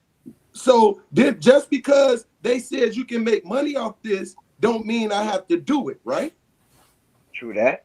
So why we keep making that excuse of that? And this is why I blame the men, right? And there's nothing new under the sun. We always revert back to what everybody else is doing. I'm gonna say that, and then I'm gonna go back to another point Coach Bird said. When they bust you out, Coach Bird, the reason why they bust you out because you was one of the intellect. And if you go and use the principle of Daniel in the Bible, guess what they did? The wise, cunning, and wise of us, they always take out of our community. And what's left? The leaders. The not leaders, right? They always take our leaders out of our community. I was one of those people. And I regret it to this day because I said, dang, I could have made a change, but I went and played basketball up north instead of playing basketball at Orr High School. I land. Shout out to all. Peace, Murph. Just a correction. I'll be quick. In the southern, I lived in Kentucky, so in those southern sort of states, what I mean by bust, they didn't just take an individual, right? Yeah. Like they did you, right? They were taking whole sections. Exactly. They took whole sections and put them across town. And watch this. They took the most intelligent and they was taking projects. And they shifted them, right? So watch this. My daughters were very intelligent, and they could go to any school in the district. The principal begged us, please don't take your children out of the school because it will affect us. Yeah, and I said, if you give them the special attention needed to further themselves, we can. I can. Then I can hear you. Okay. What will happen is this. You got to give my children the attention to keep their mental going, right? Because they're surpassing their peers. And if I keep them there, you got to give them special attention. Yeah, we got you. So you got to go out and come back in, bro. Yeah, I got him. Yeah. All right. Yeah, let me, it's kind of funny. Listen, I think everybody has a variation of the theme of what happened to us back then. I mean, it was a lot of forces that forced us to where we are. So nobody's wrong with what we're saying. Yep, I think what we're seeing is since I'm a baby boomer, one of the things is that all the marriages we had, all of the Jim Crow era marriages, we had to be close to each other because it was a protection mechanism, right? There were certain freedoms women didn't have. But the only way we could really protect our women is by having families and them being in this household with us. Our whole Black family in the United States was tethered on those families that came from the greatest, the silent, and the baby boomer generation. And from there, you could start seeing a degradation from all kinds of factors. Through Gen X, through millennials, through Gen X's, millennials, and Gen Zs, and now the alphas. And maybe things are switching back now. But, one of the things I found out, because I used to argue about how people hate baby boomers, and it was 76 million baby boomers. 76 million, the biggest generation ever. One of the things I had to concede was a certain percentage of them were fucked up. Yeah. It didn't have to be most of them. It was just enough to make a difference. Yep. That's everywhere. So when we talk about women, men, everything, it's not that the majority, like for example, let's say the majority of black men go to jail. Well, that's not true. It was just enough that went through the prison system to make a difference. Yeah. You know what I'm saying? So it was enough baby boomers to make, but that's not my reality, right? Because I keep the family tree for my family, but I see the degradation because I keep the numbers from my grandmother and grandfather who came in the early 1900s to now, 6 generations. I can see how the family has kind of weakened from marriage, illegitimate children, this and that. And the only reason why our illegitimate children in my anecdotal family all had opportunity was because of the families we built as baby boomers and before, because they rested on that. Nobody went hungry. Nobody went uneducated. We had illegitimate kids in my family who went to college. Their parents went to college. So I could see the degradation through the crack era, I got a question for you, Arpan. Go ahead. So my question, because you are bullseye, you are eye view to what was happening. Did you or did you not see the shift of the industrial age that kind of changed our men back at that time? Well, I think I was born in 1958, so the industrial age was kind of coming to an end, right? Yeah. Exactly. That's what affects our communities, because at that point, nepotism is going to play priority, right? We're going to get them out of there first. Well, all of that's true, but here's another thing. Okay. We had forces from within the black community that was longing to integrate. Yeah. So when we were able, when the civil rights era came around, there was a black flight from black businesses, we just wanted, if I had any means, I wanted to get the hell away from black people. And that happened to a lot of black families. We were dispersed out into the diaspora. And so the doctor who used to be in the neighborhood left. Just like when you mentioned that the smartest people were bused to other schools, and that's why today the Democrats are against voucher programs and a lot of liberals are against because they want to keep the best and finest black people along with the folks who don't give a fuck about education. Yeah. And so that's a remnant of that, because I believe that if you have choice, you're going to make the best choice for your individual family, but you're going to always have people say, well, why don't you stick around and help the others around you? And one of the things I think we have in the black community is survivor's remorse. Remember that show, Survivor's Remorse? I was just finished. I binge watched it every series. Right. So some of us, and I can understand, some of us actually feel bad for our success. Yep. Because we can't bring everybody with us. Yep. Shout out to LeBron James. Right. That was based off his. With my daughter all the time, because her reality is different than a lot of people in her peer area. And I said, you can't have survivor's remorse. I said, you can, but I want you to understand what you're feeling. I said, your life is not like everybody else's, but that doesn't mean that you need to feel sorry for them because they didn't do what you're doing. Oh, I got another question for you, Arpan. Once again, because you was at iView, how did Vietnam War affect you, or because I get kind of confused with the baby boomers and the silent generation, because I don't know where you were planted. How did that war affect our communities when it comes to the men? Because that was how the drugs were able to come in so easily, right? I could give you some. First of all, my father fought in the Korean War with one of my uncles. I always forget that one. Then my oldest cousin in my generation, after my uncles and stuff, He volunteered for Vietnam. He was a chemical engineer.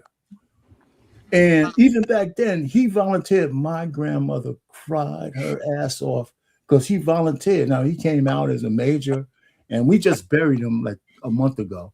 He was like 76 years old. So it impacted the Black community profoundly because we didn't get those pardons, not pardons, where you were in college and stuff, and they could give you deferments. We didn't get those, so they sent our guys out there. Boom, boom, boom, boom, boom. And then, but in the Korean War, my father went. My uncle was, and I didn't know this till he died. When I read his obituary, he was like one of those up close sniper guys. So when he came back, he went on drugs instead of going like the GI Bill and this. He came back with a habit, and he never kicked it.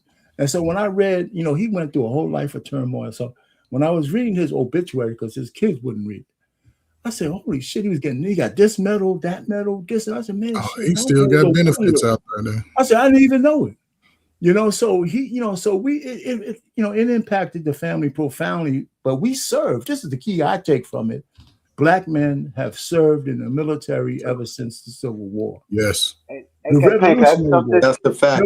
Hold on for a minute, fellas. Black man, did you do the super chat yet? No. I'm about to do it right now. I'll shut up for that. We can talk about that. Before I do, ask you something? But hold on, before I do, it says 300,000 Black men served in the Vietnam War. Yeah. That's what I want to get to. Thousands of them were killed and wounded.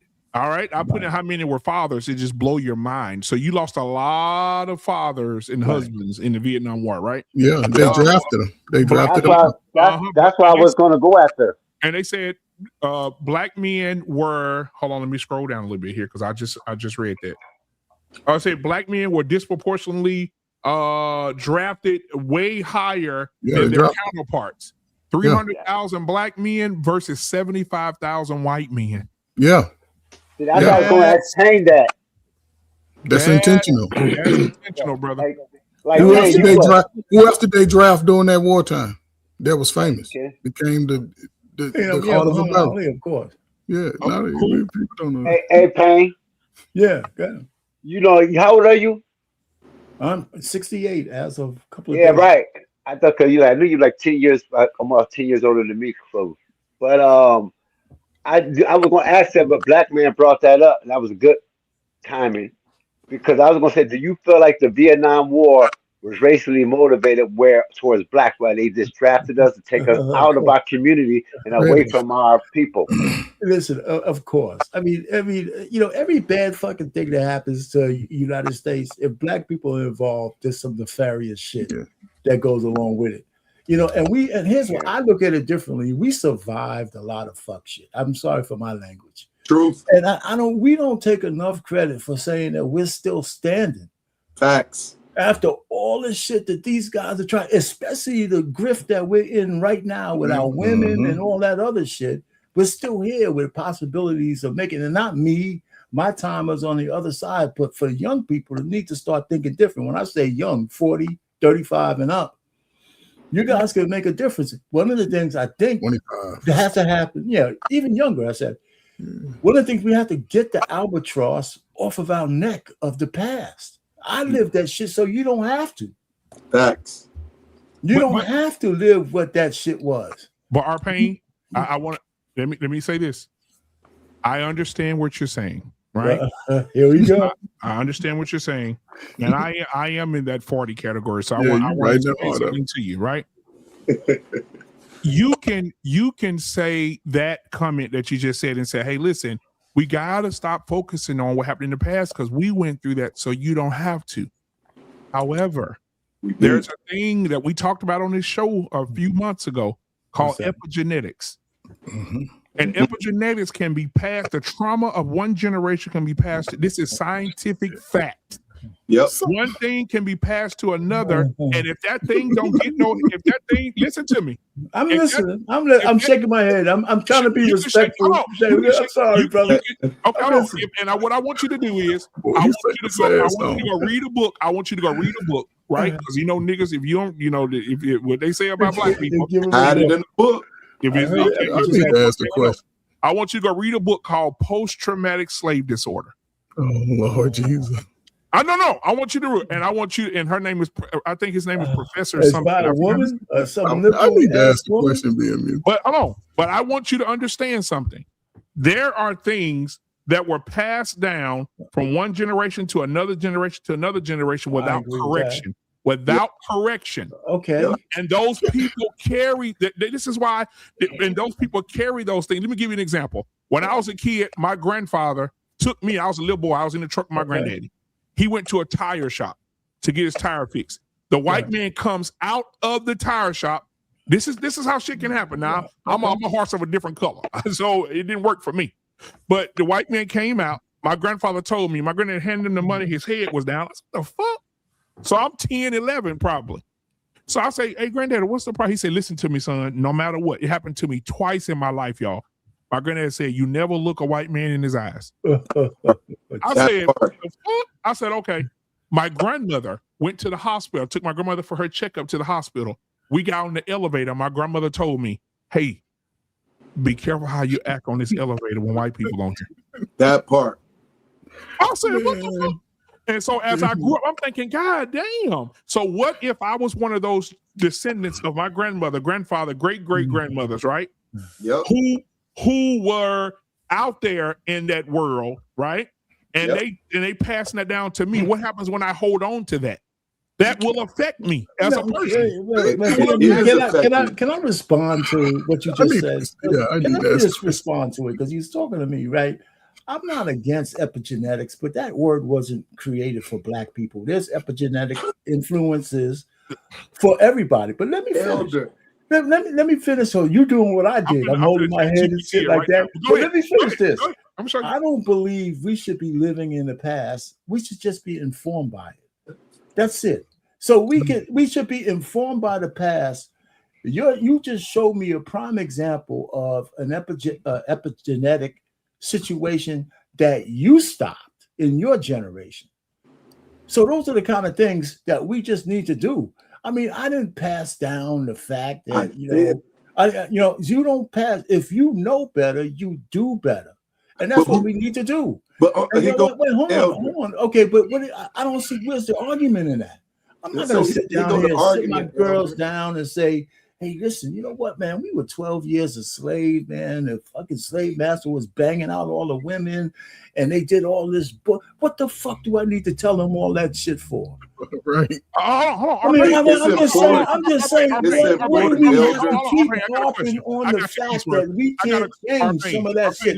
I mean, what about the future? Arpane, let me ask you a question. Yes, please. And then I'm gonna shut up. I have a great grandmother. Her name was Viola Willer. She was listen, I think she died when she was 101, 102. Okay. When you have, and this, I think this is what we're missing, the missing piece. Because I don't think any of y'all talk to those kind of people that actually experience those things. Hold on. Hold on. So imagine me being a kid, 10, 11, whatever, and she's 103. So 103 years prior to me being 10 years old, she's saying, hey, listen, I got raped. I got beat up. I got hit in the head with a shovel. Okay. I watched my sister get drugged from the house down the steps. Okay. You see what I'm saying? So so when you see these things, and she said she was there when they had to, and you was there probably. What's the point? She didn't do it all that. She's strong as hell. No, what I'm saying, she said she saw it happen to her sister, saw it happen to other people that was working the turn rows. Right? We in the South, remember? We in the South, remember? You're 10 years Y'all old. ain't in the South. So we in the South. What benefit did you get out of hearing that story at 10 years old? Exactly. I can tell you. I'm asking you. I mean, what benefit did you get to hearing that story at 10 years old? Y'all are so inconsiderate. What it did was it made men like me stronger. It made men like me go past where my grandfather, if he did that, I ain't seen my grandfather do that, but it made me say, I'm not looking down. I'm looking up. Exactly. Come on. Too smart. Can I jump in? I just want to go ahead. Real quick. This is an interesting way you're looking at it, right? And again, man, I'll say this, man. Those things happen to people way before us, right? Here, it became a point to where most black men that I knew would always challenge white people. When I was a kid, I was going swimming. I was thinking it was like 12. A little white boy called me a ninja. And I swear, I slapped him so hard that day, I ain't been called nigga by white boy since. Military, college, police, no experience with. There you go. But what I'm saying is, in the South, I guess I can understand the Great Migration then, right? Because it was, our pain alludes to it. It was a group of us that said, we ain't going for this South shit no more. And they all went north. They're like, hell no. Chicago, New York, Detroit, New Jersey. Here we come. Right.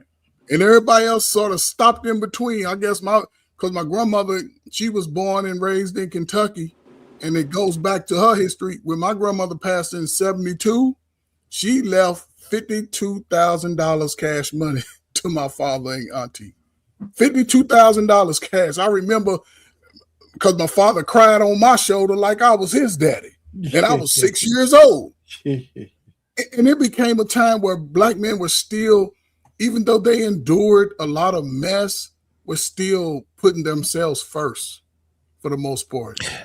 So and a lot of the trauma came in the 80s. This is where we stuck it. So are you guys actually saying that epigenetics is not real? That's what I want to hear.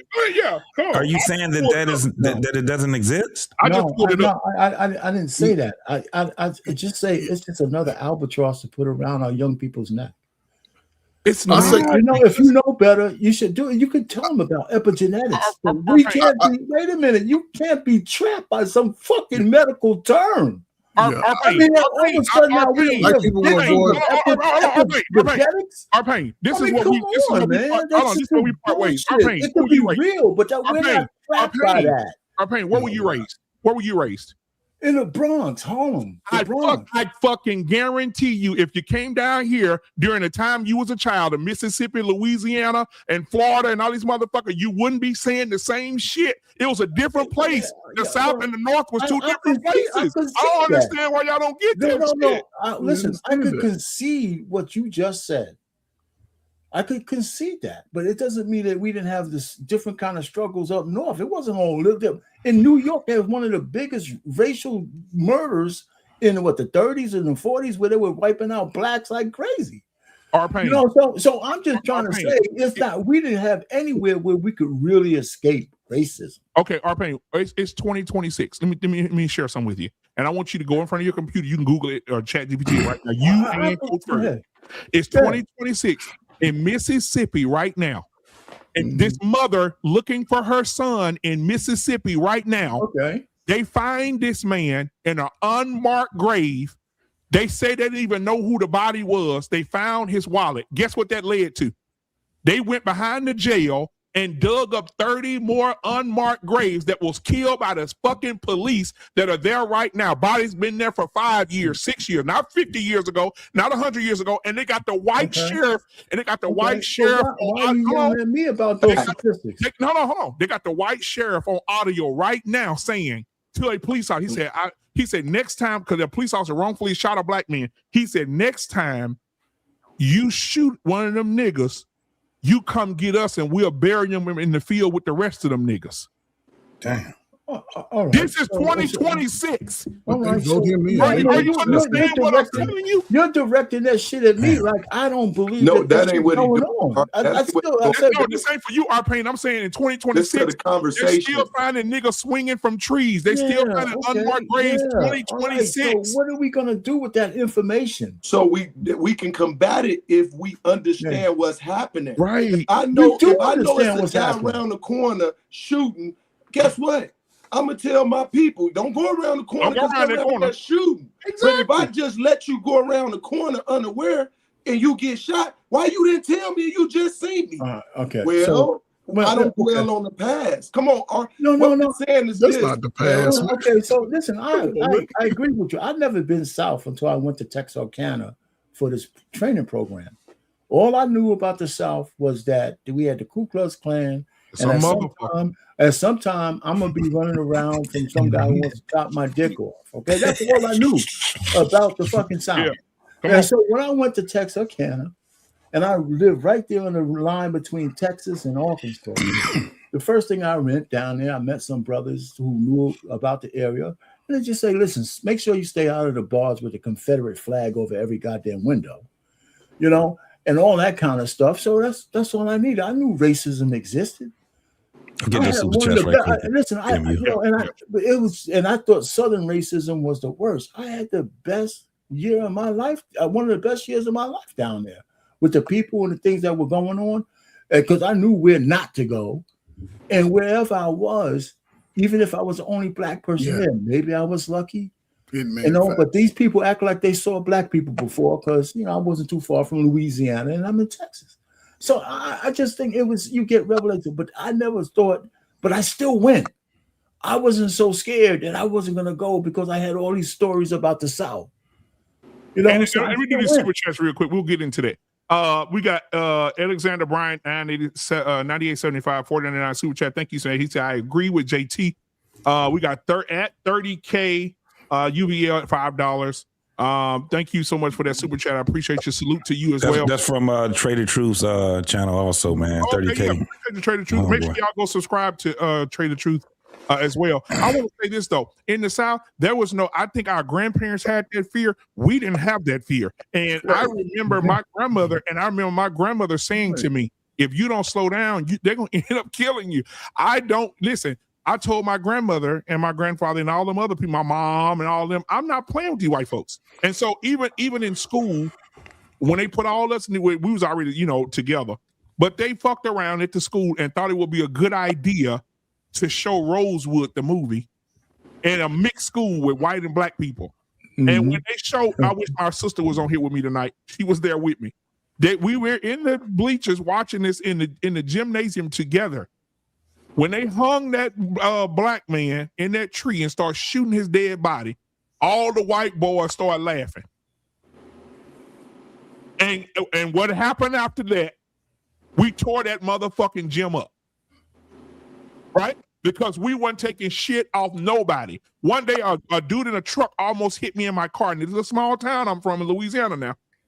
And I said, hey, you gonna fucking hit me? My sister in the car, she pregnant. He get out the car, got his little badge on and his civilian clothes. Talking about what you said to me, boy. I said, well, I'm going to whoop your fucking ass right now. My sister, get in the car. He going to kill you, police officer.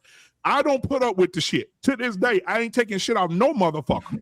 No. Okay, I am not my grandfather. I am not them motherfuckers. But I will tell you, it is also good to know where my grandfather came from, what they went through, what they experienced, all those things that they experienced. You attach an emotion to it because you like, how the fuck were they able to get out of them fucking situations that they was put in? So BMU, say the men of your era, your time, that came out of high school who had that rebellious spirit after they saw what their ancestors went through, right? Yeah. How did they approach the youth coming up? How did they approach that? How did guys start to teach their children? Because even Dr. King said one of the most racist places was Chicago, where we got one of the largest population of black folk. Yep. And shout out to all high school peeps. I worked there for 8 years, man. I love all, man, Pulaski Avenue. But BMU, what I'm saying is, most men that came through that, I didn't see and hear a lot of, whoa, what happened and not. My father would talk to a white man so crazy.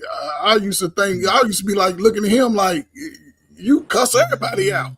My mother didn't. She slapped a white woman before when I was in school.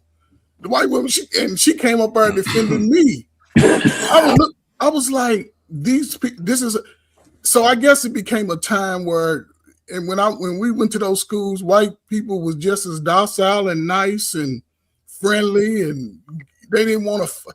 It was, I think, the boomers that started. They were fighting, but when I came through high school with them white boys, man, they were some of the nicest people I know. And I was stationed in Fort Hood, Texas. I graduated from Mississippi State, Pascagoula. I was stationed in Fort Polk. The only place that had me nervous was Jasper, Texas. Yeah, that was the town where they drug.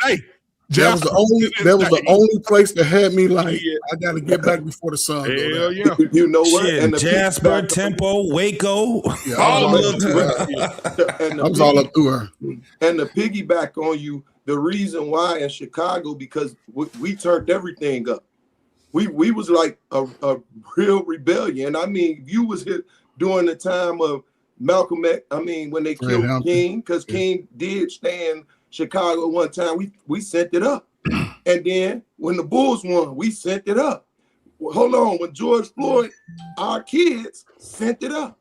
So we are a generation. Even now, you still can go right online today and you see our children fight against the police and their injustice. Even if they're wrong, they're gonna stand up and fight. I remember, shout out to being in Fort Polk, because I actually deployed from down there with the 509th. And we trained down there as well back in early 2000s. Anyways, going through Louisiana, I remember seeing the David Duke on the stop signs, right? The Grand Wizard. And I'm wondering, I knew history, right? So I want to see what my uncle mindset is. And I had to be like 13. Who is David Duke? Nephew. That's one of those crackers, as they say, that we fight against. I said, oh, okay, I sit back. Now I understand that we on the same time, me and my uncle. You see what I'm saying? Because now we riding through Louisiana back roads, and ain't nothing back there but swamp, right? Yep. Going through Bogalusa, Angie. We back there. Bonato, we back there. So I'm like, okay, I know who I'm with, right? In the sense of what my uncle understands, what he knows. I say that to go back to our pain.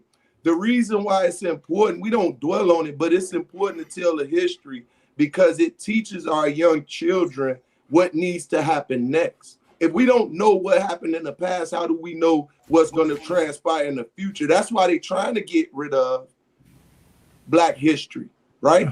Because now, what can you rebel against if you think that you're equal to the people that's in play mentally? When we know there's a system that. Okay, I'm sorry. Go ahead. I don't hear no. I don't know no niggas telling the Jews not to celebrate or to think about the Holocaust. Listen, you guys keep mischaracterizing what I said. I didn't say we should forget about it. That's his my man's thing. Oh yeah, I got him.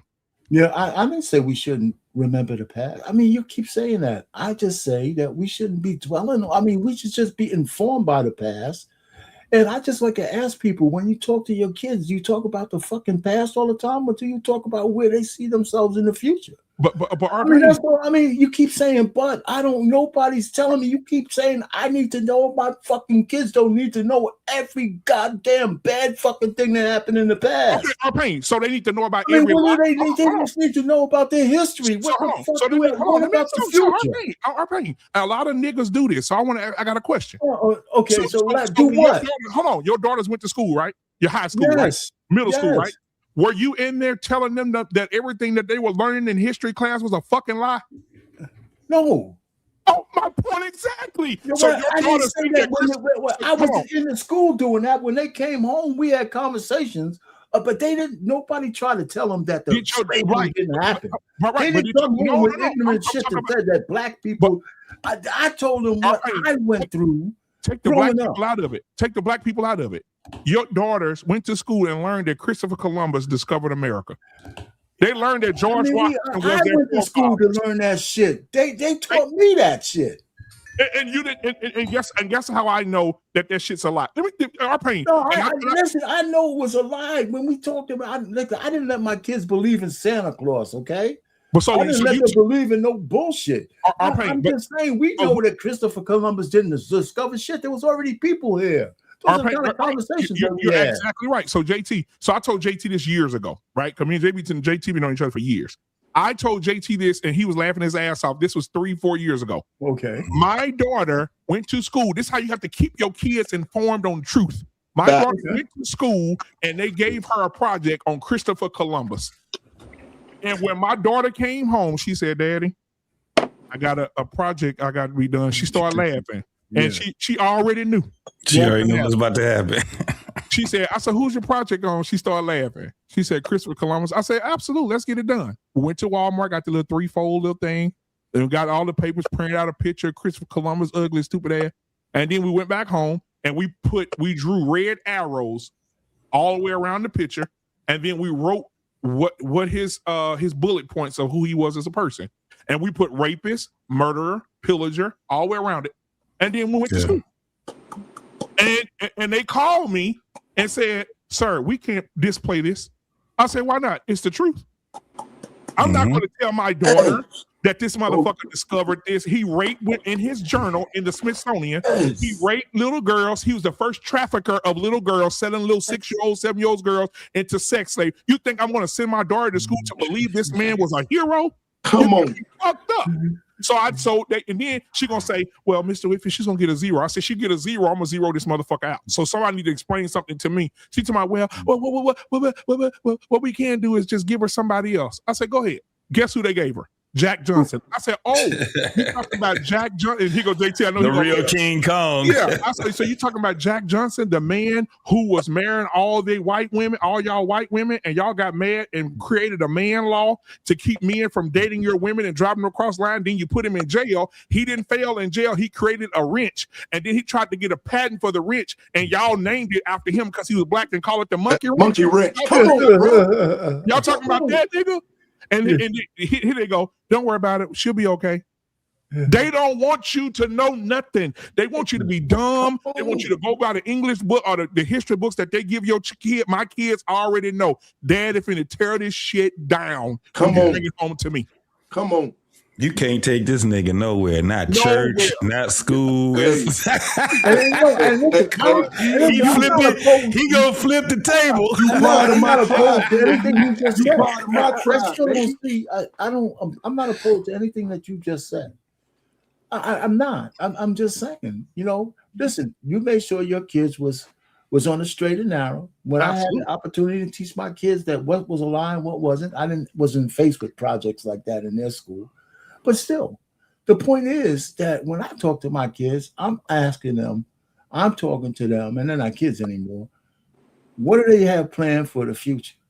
What do you want to do? Where do you see yourself with the Black community? I mean, I just want to say, or whatever's left of the community, where do you see yourself as adults? What do you want to do? What do you want? You want to get married? You want to have kids? You want to do this? You want to do that? I want them to think about how they can impact, change the future as opposed to walking around with this big fucking dead bird around them black that we're black and every fucking body's against us. We are so much more than the color of our skin, but we refuse to say we're Americans. We need America to succeed as a country. We need America to succeed as a country, even and above just us succeeding in it as black people. I disagree. Because if this place fails, we don't got nowhere else to go. And that's the problem. See, here go the thing. You hear us, but you don't hear us. You see us, but I think y'all hear me, but y'all don't hear me. So we heard you loud and clear. No, you just said do as I say and not as I do. You just told me do as I say and not as I do, and that's why I don't like the baby boomers. I tell you that. What we're saying. Yeah, them boomers. Yeah.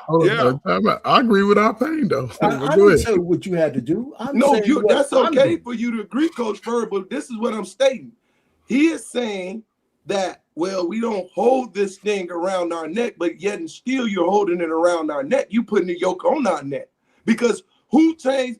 Watch this. Show me where y'all better from where we at now. I'll wait. But I'm just trying to say, talk to him. Well, no, he's talking to me, and I'm saying, no, I'm talking to your generation. That includes Coach Ferb. Is he part of it? Now I heard Coach Ferb say, no, Coach Ferb is he with me. He a Gen X then. Y'all okay? So that's why I say if he's a part of it. Thank you for my correction, JT. That's why I love you, bro, and I love Coach Ferb. So I'm talking to your generation. That's why I don't like the baby boomers attitude towards what we're speaking of. Y'all left us a void, right? Why did the silent generation have more and then y'all come into play and we have less and now we got to build from less? I think the baby boomers left you guys a legacy that you're squandering. What legacy did y'all leave? I think the baby boomers left you a legacy that I don't want peace. What? I want problems always.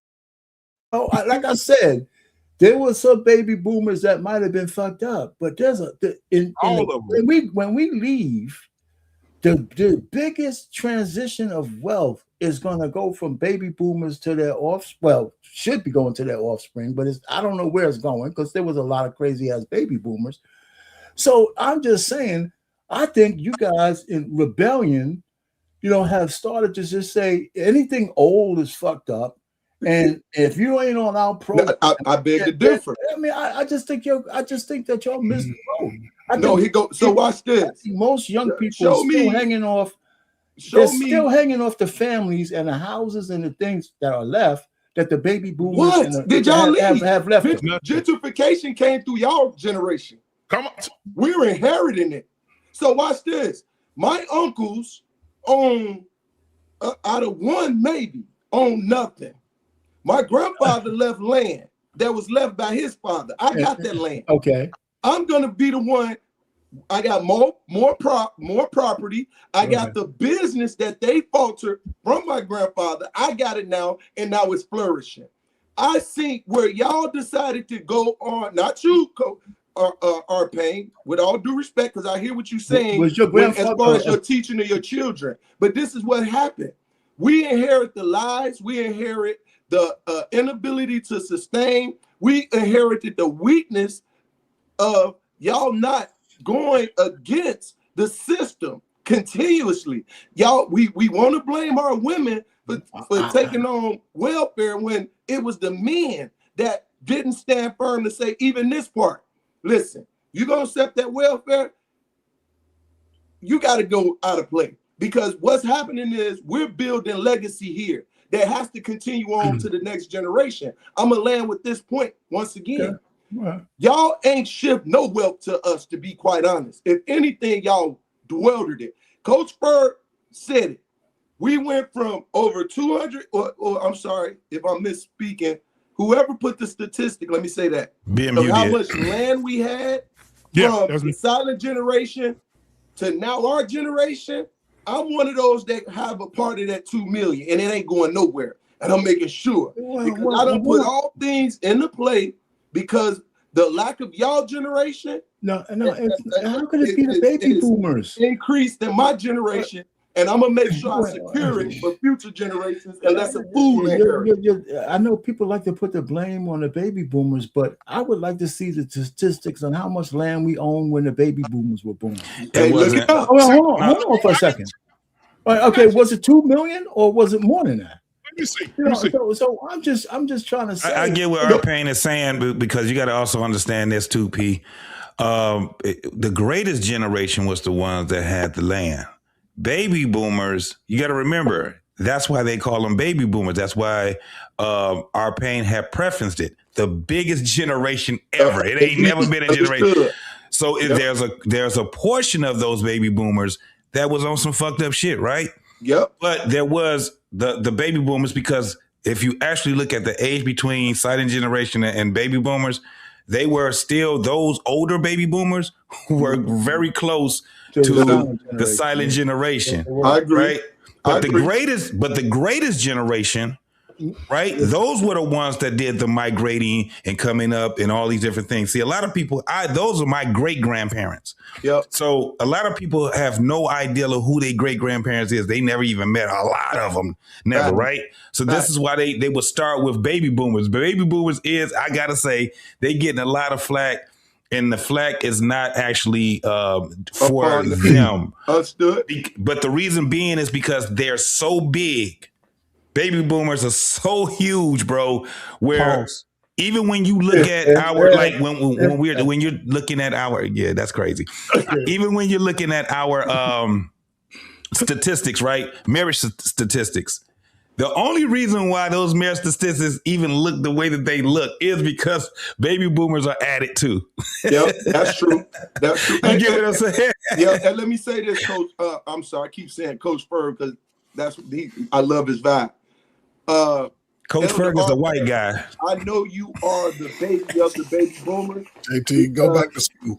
Because you are my mother's age, and she was the baby of pretty much 12 siblings almost. I say 11 siblings. You feel me? So I purposely, when you told me 60, I said, oh, he my mother age. So he one of the babies. You know what I'm saying? Oh, yeah, I was at the end of it. Yes. Yeah, you was at the end of it. So that just shows you how much I pay attention. Just the FYI. You know what I'm saying?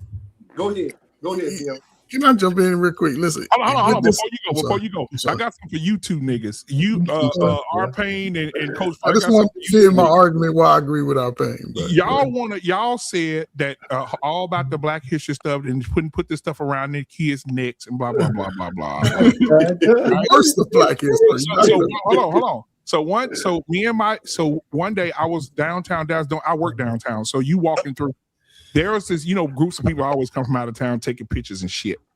Well, this lady, black lady, and all these kids, like they from a school, they were taking pictures with a statue. Black lady, kids, mixed kids, white kids, Mexican kids, whatever.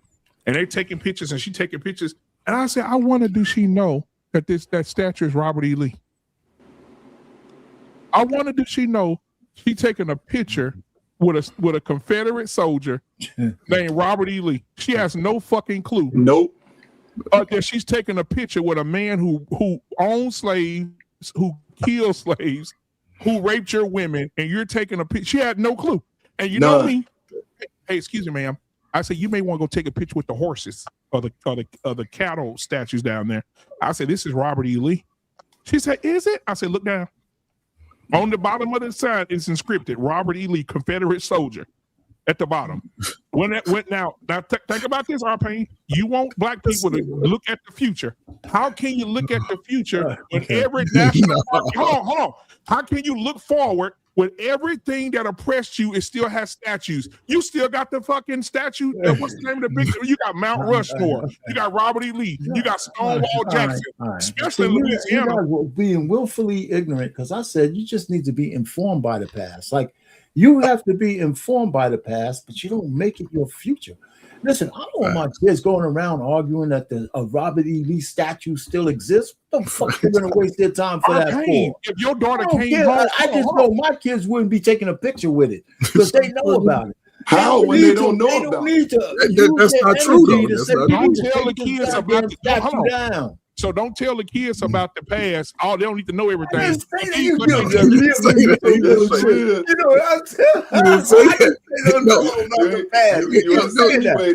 You keep saying that. See, this is why I love when I was in Peace Murphy. Just because you say, "Oh man, I loved Orr High School, man." When I was at Orr, I got the opportunity to sort of approach it how BMU is talking about it.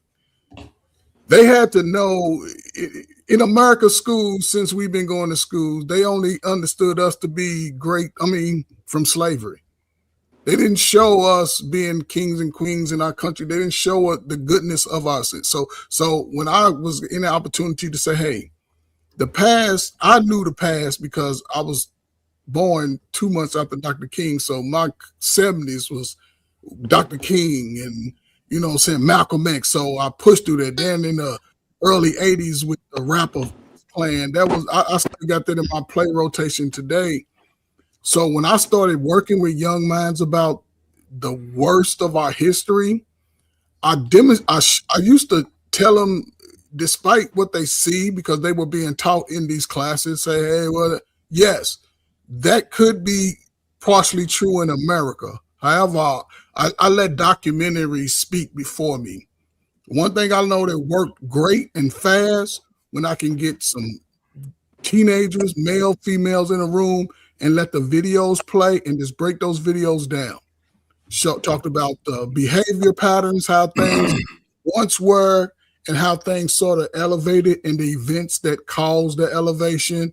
And seeing that from a point of view outside of my own personal view, that began to do a great job in changing the mindset for the future, like our Payne said, because I would use that and say, now see, they expect for you to be this way. However, you're in a position to get the information right now that I wasn't privy to. I wasn't. Yes.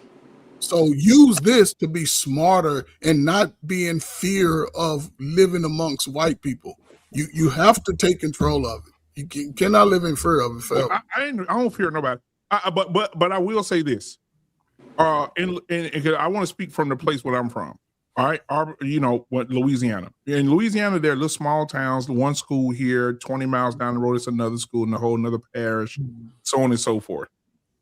New Orleans, especially, when you ask a middle school child to this day, hey, what middle school you go to?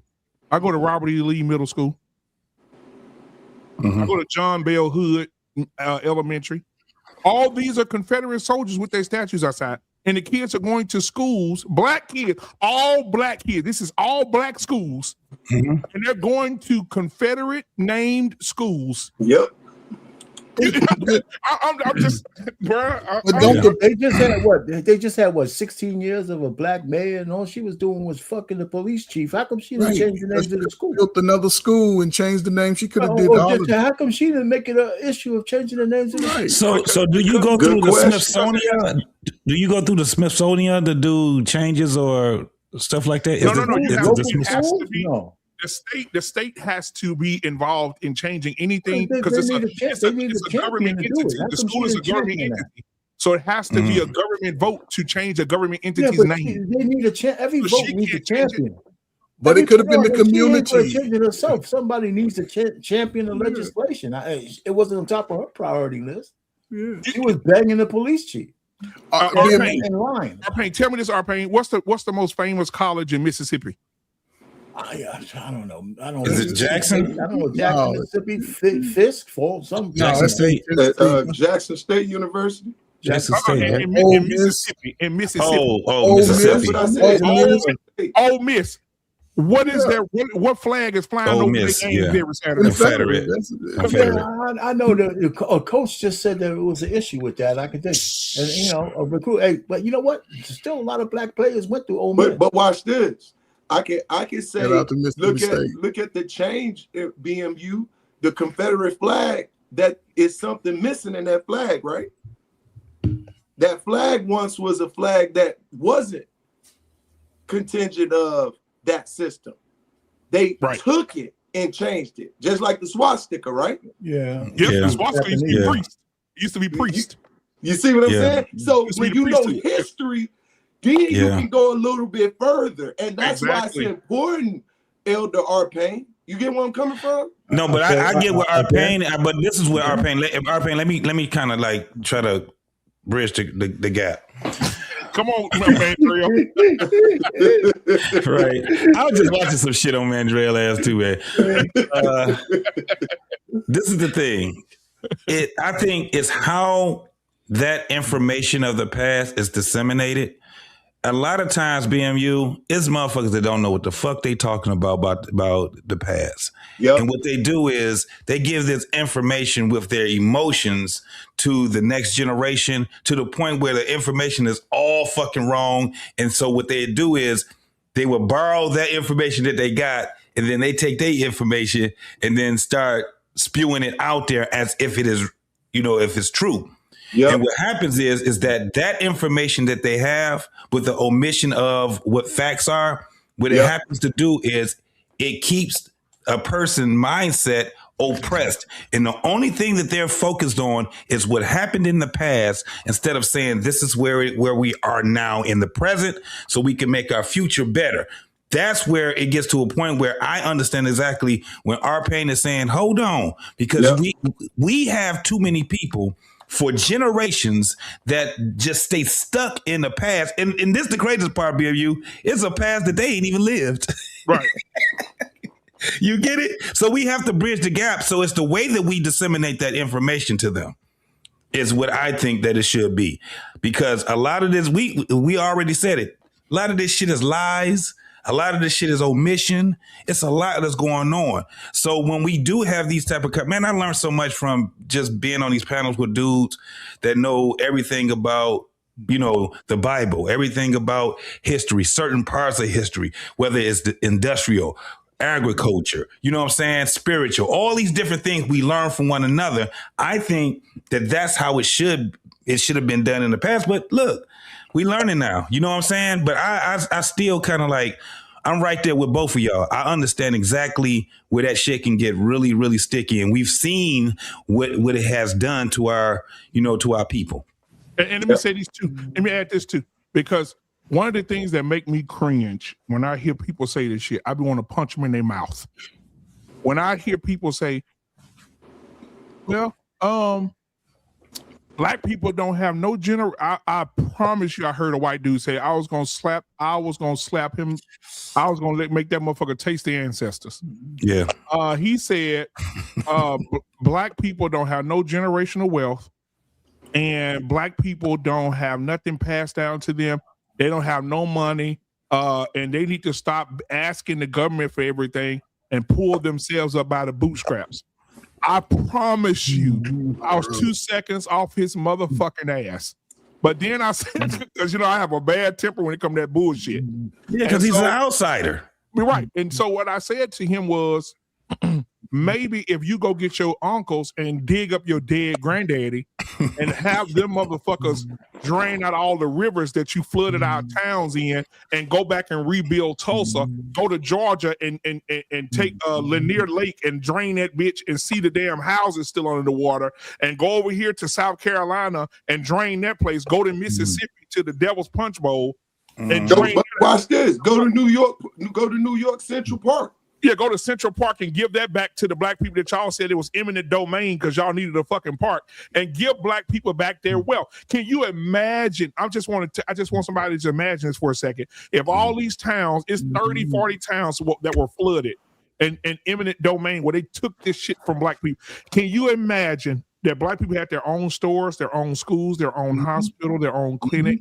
They had their own movie theater, their own bowling alleys. They had their own clothing stores, had everything they needed. They didn't ask the white people for shit. And the white people said, fuck that shit. Burn that bitch down to the ground. They're not finna live better than us. Yeah, even in Chicago. We had Bronzeville. Can you imagine? We had our own and one of the biggest, I want to say roller coaster theme parks in Chicago. They literally tore it down in Bronzeville. They literally tore it down, right? And then segregated our people throughout the city at that point. So again, it goes back to my question to you in Art Pain is this. Can you imagine those 600, 700 people that were in Tulsa passed those businesses down and grew those businesses over the last, 80, 90 years? And passed it down to their people, what would the wealth look like in that community? We would have surpassed them. We went in 20 years coming from being enslaved. Okay. Are you asking me a question or are you just making a statement? I'm asking you and Coach. Go ahead, you go. See, I can't stand to be the bad guy in this shit. You know what? Be the bad guy. I'm gonna be on your ass. I think we the bad guy. Come on, I let's own it. You good? We owning it. We good. I'm just telling you, Tulsa was fucked up, man. It was, and all the lakes and all the rivers and all the fucked up shit white people have done to us. It fucked up. And for all of that shit, I say to all of you guys, there's no fucking way these people could repay us for what they've done. We don't want them to what pay. they've done. Leave us alone to give us our land. Know what they're capable of doing.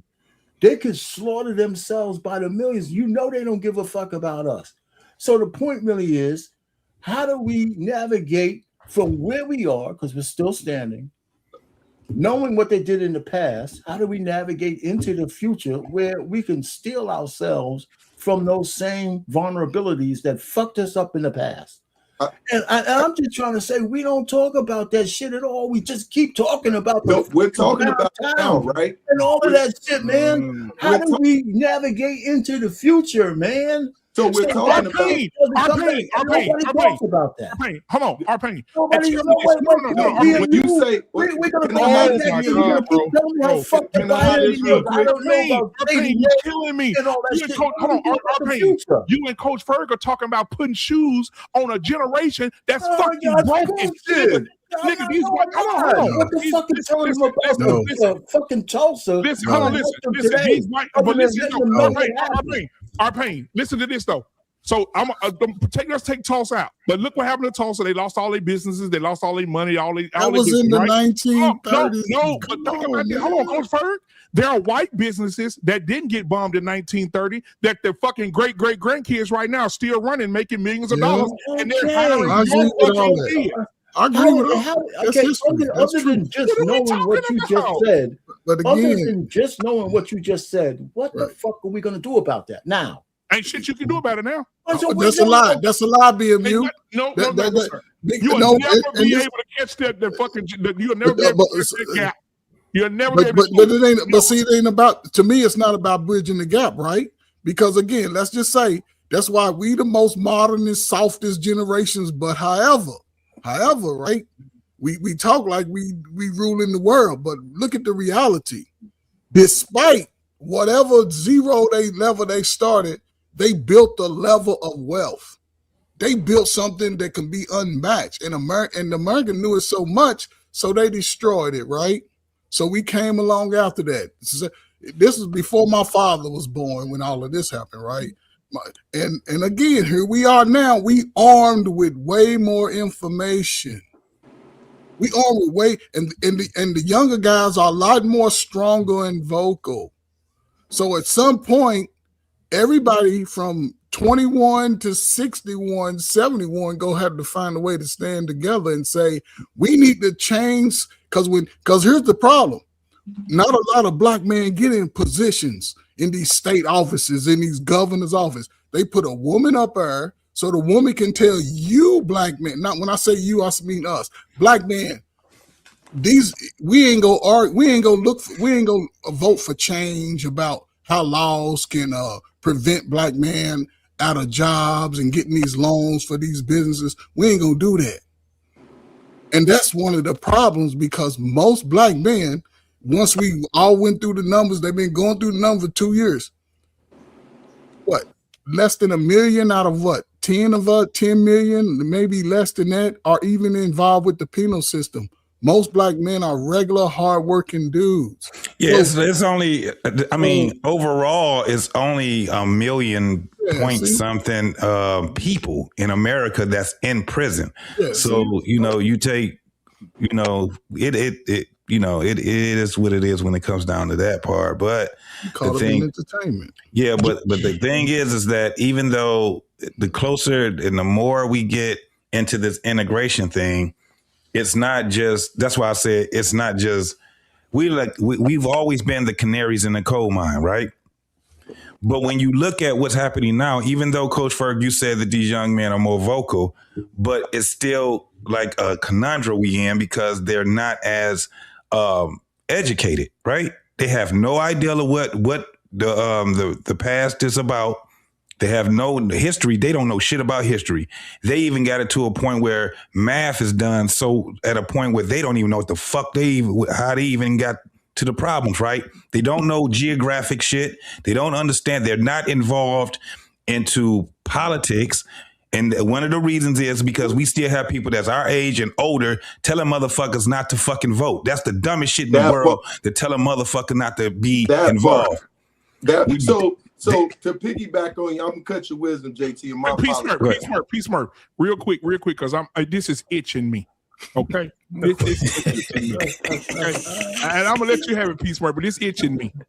I just looked this shit up on ChatGPT. It says the median. It's Peace Murph. He get it clear. He get it cleared up. It says the median white household has substantially more wealth than the median black household. Watch this. Researchers have found 76% of white wealth has come from inheritance and intergenerational transfers. Yes. Get the fuck out of here. So you mean to tell so now y'all talking about what we're gonna do about it? Have these white motherfuckers that's driving these fucking Bentleys and living in these fucking $4 million houses got that shit from their granddaddy. Their granddaddy got it from his daddy, and his daddy got it from his. It says 78% of their wealth came from inheritance and intergenerational transfers. Nobody's arguing that. But nobody's arguing. Nobody is arguing that. You will never be. Nobody's. I mean, that's what I'm saying. Don't need to close arguing that. Nobody's one arguing thing the my fact granddaddy said. So them motherfuckers will never give you enough money to be their neighbors. What the fuck does that have to do with where we are right now, bro? What you think, nigga? I'm talking about what are we gonna do about the fact that they got generational wealth and we're trying to do it, right? How can we get it? Hold on, I got the solution. Go together. I have a solution. I have a solution, not this. We start with where we are. My grandfather left me an inheritance. That means I felt, and from what I understand, that's supposed to be biblical, right? Leaving the fucking inheritance generations down. That is. Right. And so that made me feel like shit, man. One way, shape, form, or the fashion, I'm gonna leave an inheritance to somebody, my kids and whatever else. But in between time, I have a cadre of my family that I sit down and I manage I don't manage because I'm not licensed. I help them build their portfolios, financial portfolios, stocks, bonds, every fucking thing, right? And that's my contribution to people across the generations of my family, right? And anybody else who wants to join, I try to say, this is what you need to be doing. So I'm not building generational wealth. I can't stand that term, but I know that if I could get somebody who's 18 years old to start investing, as opposed to when I started really in earnest at 38 or some shit like that, they're going to be in infinitely better position by the time they reach 38. That's the contribution that we give back. You build enough people, somebody's going to hit it. You know that I got a stock. I had a stock. I'm going to just say this, I'm going to land it. Because I didn't. I'm gonna just say this. I got a stock that's up 50,000%. 50,000%. I had 8,000 shares, and like an asshole, it came out of the pennies, believe it or not. And I sold a lot of that shit when I was coming up, kids going through college and shit. It's at $150 right now. If I'd have just kept my 8,000 shares, I probably wouldn't be on Monday's show with Black Motherfucking Man Unfiltered. I'll be saying, this is Black Man Unfiltered. You need a loan, motherfucker. But see, you did with the wealth. That's what I would have been doing. But see, that's what the wealth was for. That's what the wealth was for, Arpay. It was set aside for that time. Yeah. Right? That's what God tells you to set aside for the times where it's needed, in order for you to invest into that future. Right. So what you did, what you stated, see, I'm listening. You stated and showed exactly what I'm talking about that's needed, right? You gave the knowledge, because remember, the knowledge is wealth. God didn't say my people. He told us we're poor people physically, but we're wealthy, rich people by bloodline, right, because our connection to him. So with that being said, that's the most important part. I did the same thing. I took the wealth that I built while I was, or the riches that I built while I was in the military, and transitioned them into the civilian life, and I still dwell off of them to this day. Without them, how can I build my own businesses and grow what I needed? How do I give what's needed to my children? Now I put those things into assets where they can make them and put them into those things that are going to be useful to them. Because it's not about sitting on the money. That money, the paper dollar ain't going to be worth nothing in a minute, right? What we're going to go into is we're going to go into the knowledge that's in Coach Bird head, that's in BMU head, and we're trying to pick everything that we can from you before you decide to rest. You get what I'm coming? Because remember, he say after 70 is by your strength. You get what I'm coming? He gives you 70 years, 3.5 score. Anything after that is by your strength. Right? That's it. So when you decide to say, I'm done with this, I'm tired, God is going to comprehend to you. If you say, no, I'm going to go on for 20 more years and make this thing rock, I'm with you. You see what I'm saying? So when we're saying, and to answer this question, I'm about to land. What are we going to do about it is this. After we had this conversation, take it, roll it up, and put it to work, right? Take it, roll it up, and put it to work. As we come together, more and more of our tribe getting together. Now I can hook up with BMU. BMU, yo, what you got going on, man? You have, okay, I got this going into play. Let's connect it together. And we're the generation where I'm networking, right? Once again, I'm blessing the people around me. I only deal with Black businesses. I'm feeding Black business. My wife just created her own for-profit, non-for-profit, Just Greens. We're feeding the community. I can take you out to my garden right now. Her brother came, which is in the building with us, and asked my wife, he said, funny, madam, may I have some lettuce? We went to the garden. Here goes some beets. Here goes some lettuce. Hold on, what else? We got some basil. I got basil plants. I wish I was in Chicago. I got cilantro plants. Guess what? That's it. I'm taking it and I'm help feeding other people. And I ain't doing this for pub. I'm doing it flowers. I'm telling the ladies, let me come and garden in your garden because I got so much food that we can turn it into more. Potatoes. I got bags of potatoes, I say that to say we putting it to work. Because when the system sat down, our pain, I got them acres of land. I can take it from my backyard and transition it right to them acres and feed my people. And I can determine at that point, no, you cannot come on this premise unless you part of this family. Now I can feed BMU family. BMU, can you send some of your people down to work this part? And I'm gonna send some baskets because that's what's gonna matter in the end. Shelter, food, and protection. That's true. And guess what? And all these young people, they say running the world right now, when this shit shut down that we're doing right now, I'm telling you right now, electricity can go off for 14 fucking days. These niggas would kill themselves. And they don't know how to plant. They don't know how to hunt. They don't know how to skin a goddamn animal. None of that. When I grew up, my granddad said, this is how you gut a rabbit. This is how you gut a squirrel. This, you cut him here. You cut this off. This is how you do a turtle. This is how you find water in the well. All type of shit. When I grew up, these little young kids now, that Coach Furry talking about, these niggas have no clue when the world go to shit. But BMU, let's just stick on one point though that was said about generational wealth. It's got to start somewhere.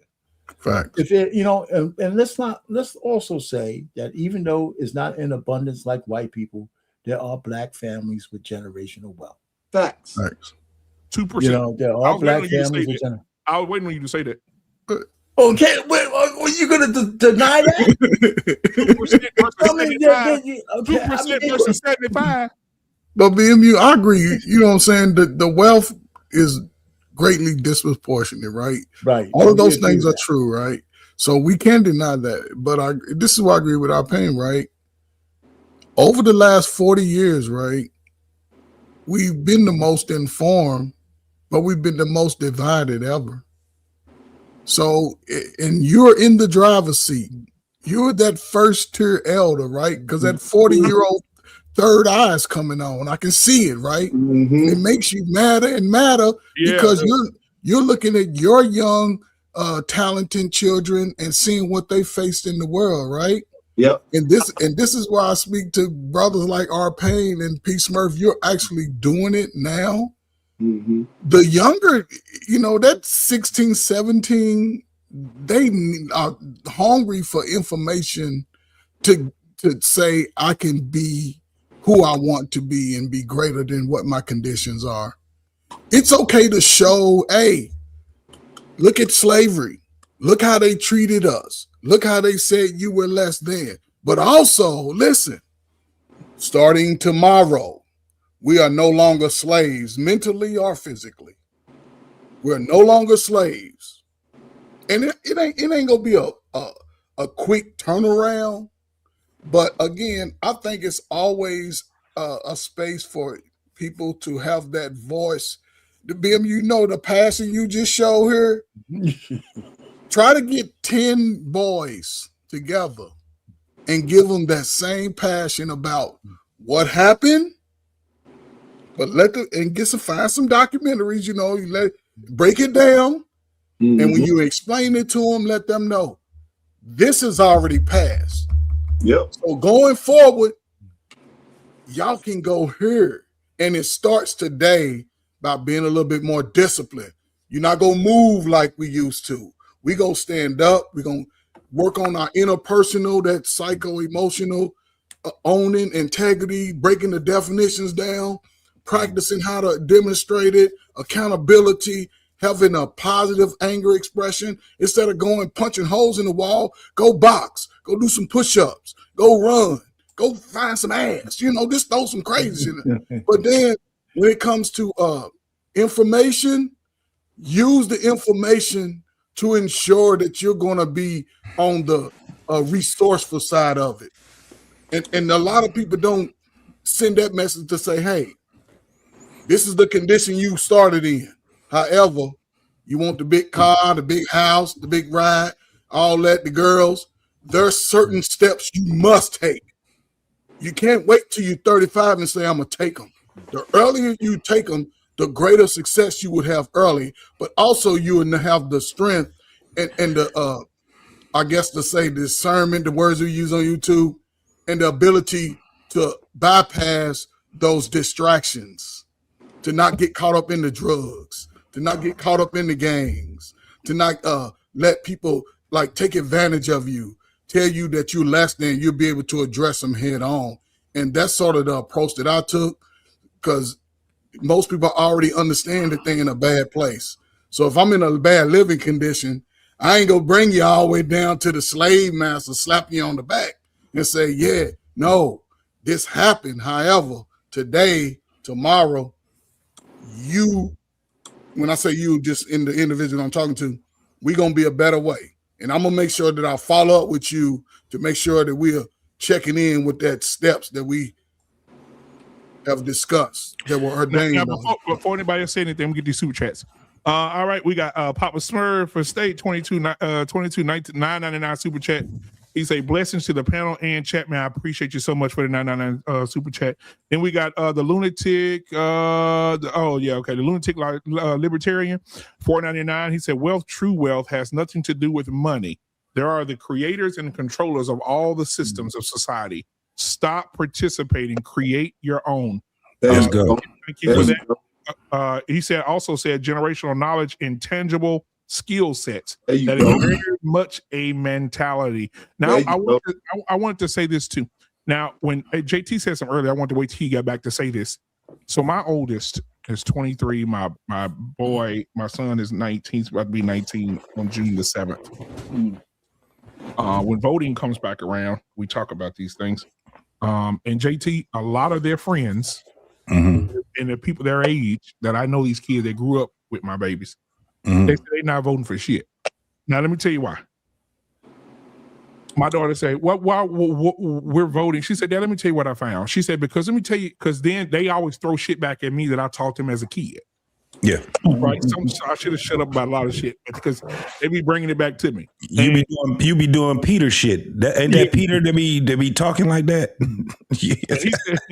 But she said, Daddy, didn't you tell us if we to always be aware of our surroundings, and if we not, we will remain ignorant?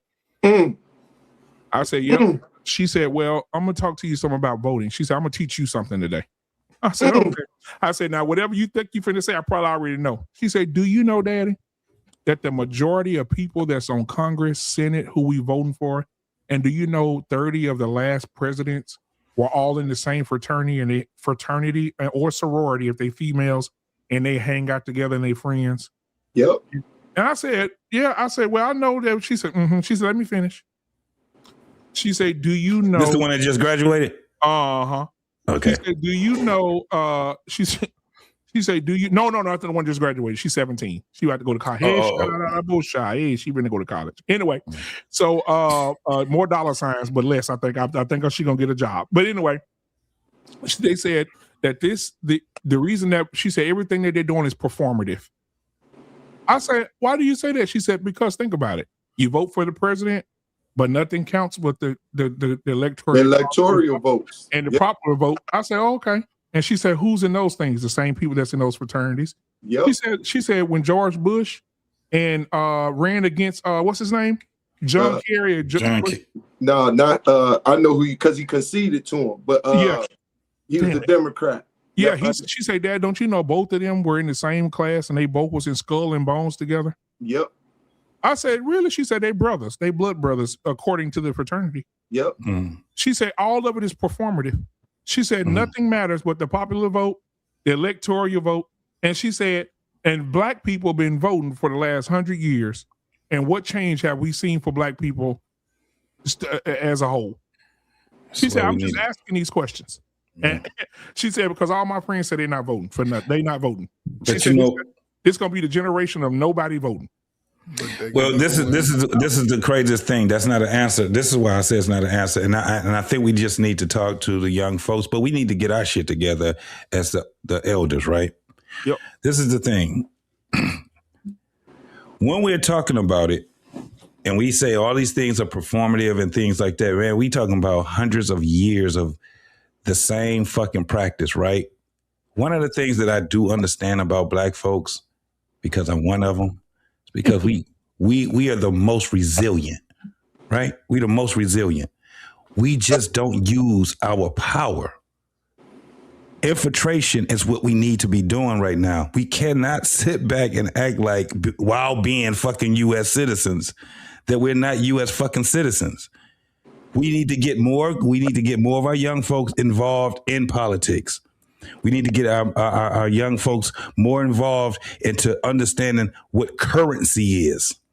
We need to get our young folks more involved. The things that we can get them more involved in. Now, this goes to our pains point. A lot of things that they do when it comes down to us telling them about history, they still have a defeatist mindset. Why?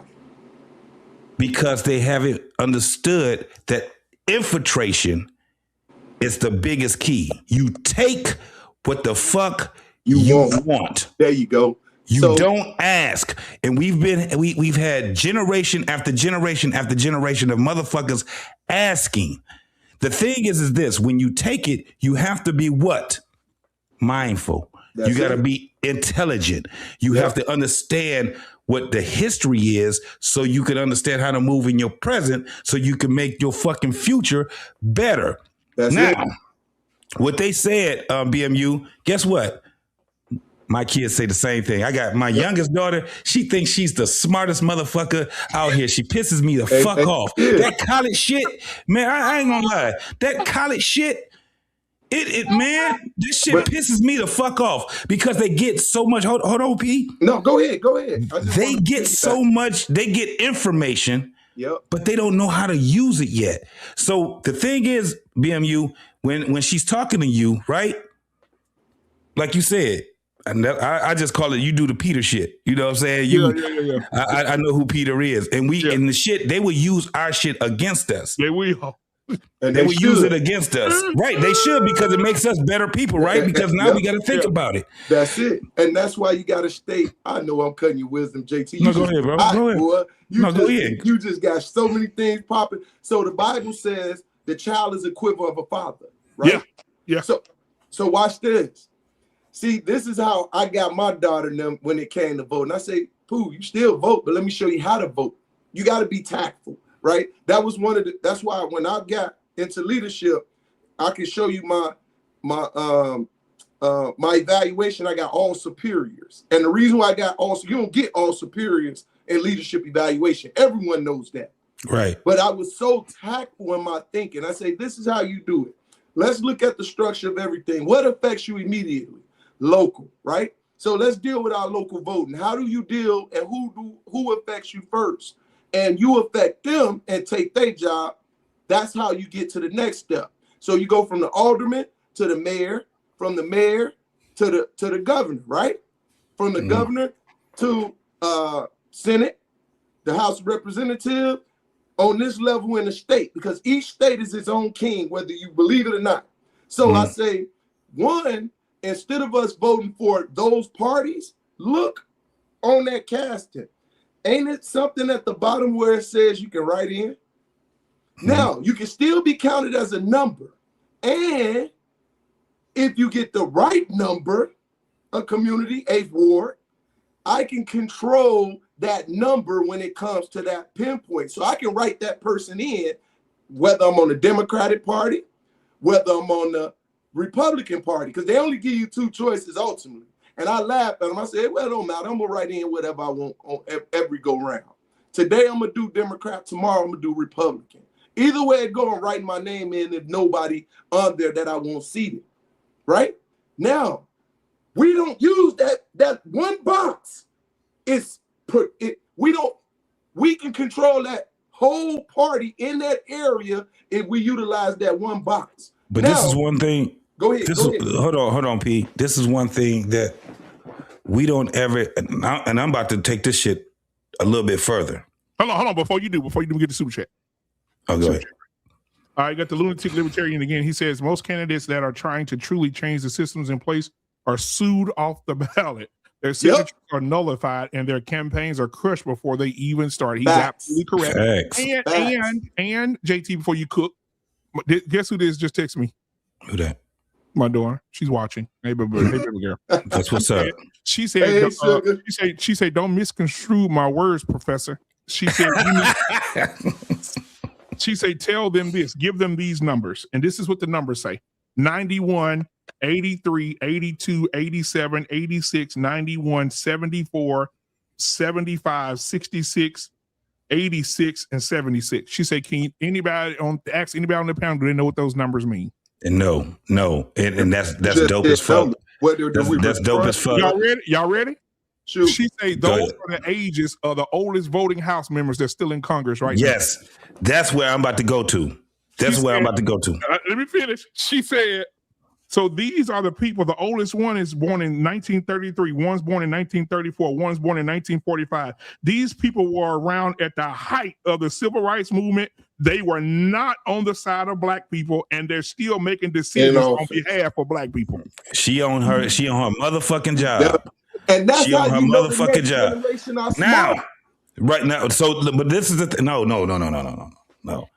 She's a one-off. Wait, hold on, JT. She's a one-off. I got some in my.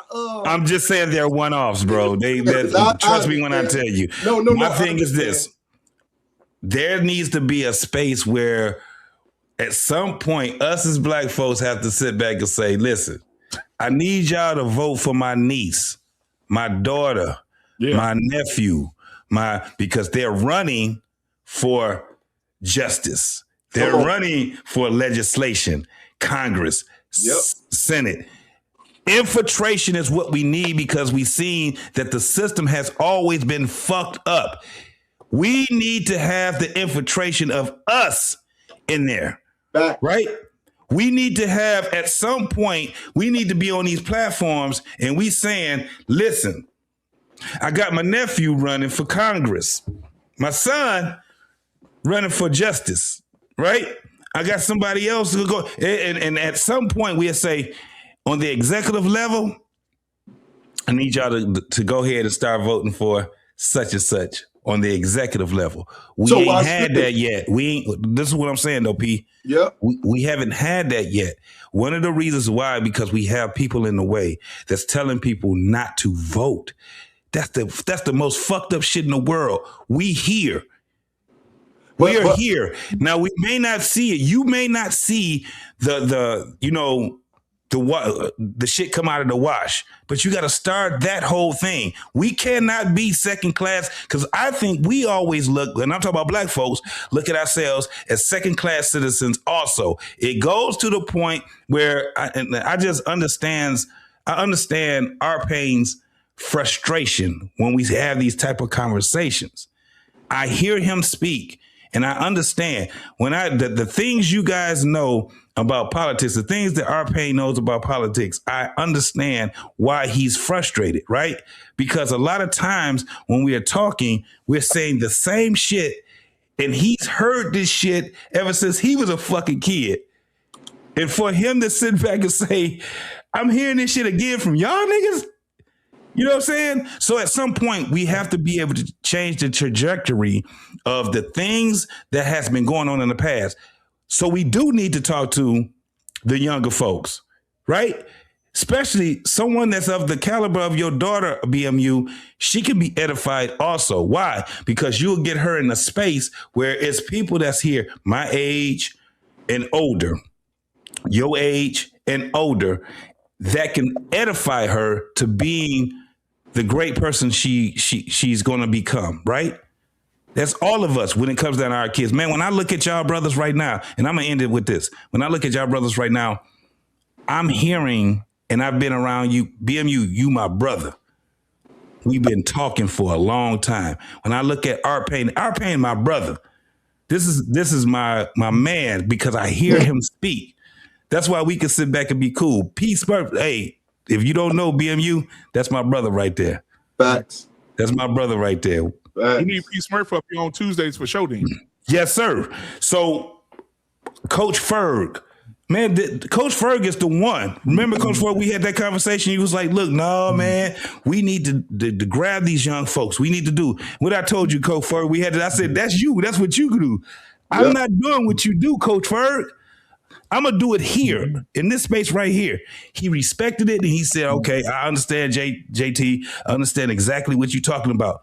We've been having these conversations, dog, and I'm telling you, we know, BMU, we done had people who came on the panel, people done talked to us, and they said, man, and they done went from high school all the way up. Now they're grown people in college. What's my man, Mike, what's his name, man? The motherfucker that got married. Jedi Mike. We helped that man, Jedi Mike, AP Smurf. We helped that man be 100 with his decision on marrying a woman that he was when he was in college, right? Yep. We talked to that young brother, man, and he'll come up here and he'll tell you, yes, man, sir. The words that we have said to a lot of folks, bro, it really impacted them and it impacted their lives. That's why. And God damn it, I'm gonna end it for real this time. He met his wife on this show. Yeah, he met his wife on the man. Listen, but the thing, if you see him now, you hear him now, he has developed. From time. Yeah, he's sitting at the table with Halle Berry and not having conversations with Halle Berry. Come on, man. We got some. Yeah, crazy, bro. Our words. So when motherfuckers come, and I'm just gonna be 100 with y'all. When motherfuckers come and they try to bring us back 1,000 years, bro, I ain't with it no more. I never was with it. I ain't never gonna be with it. I'm never with it. Our words are fucking powerful, bro. Let me add something you just said. Arpain, hold on, Arpain.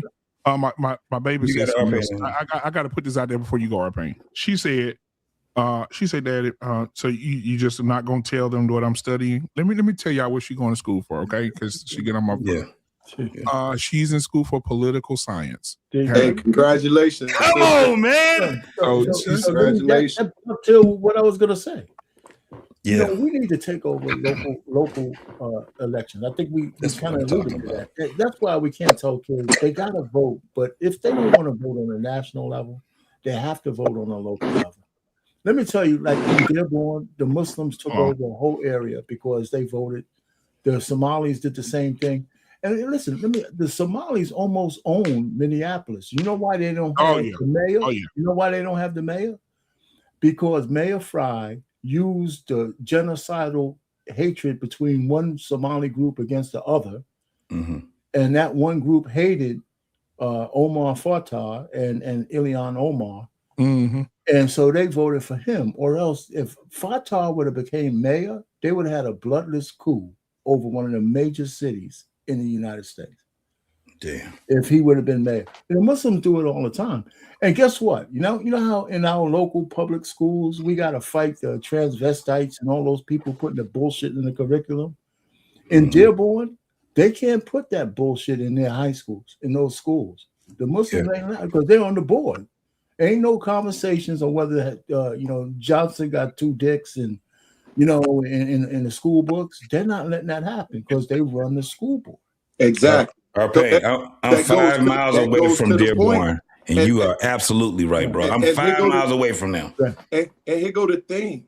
The thing about it is we're scared to migrate towards those with like minds in order to make this happen. Because let's go back to the point of what JT said.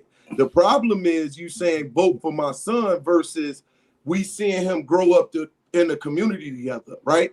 We supposed to have communities. I say supposed to 9 to 5.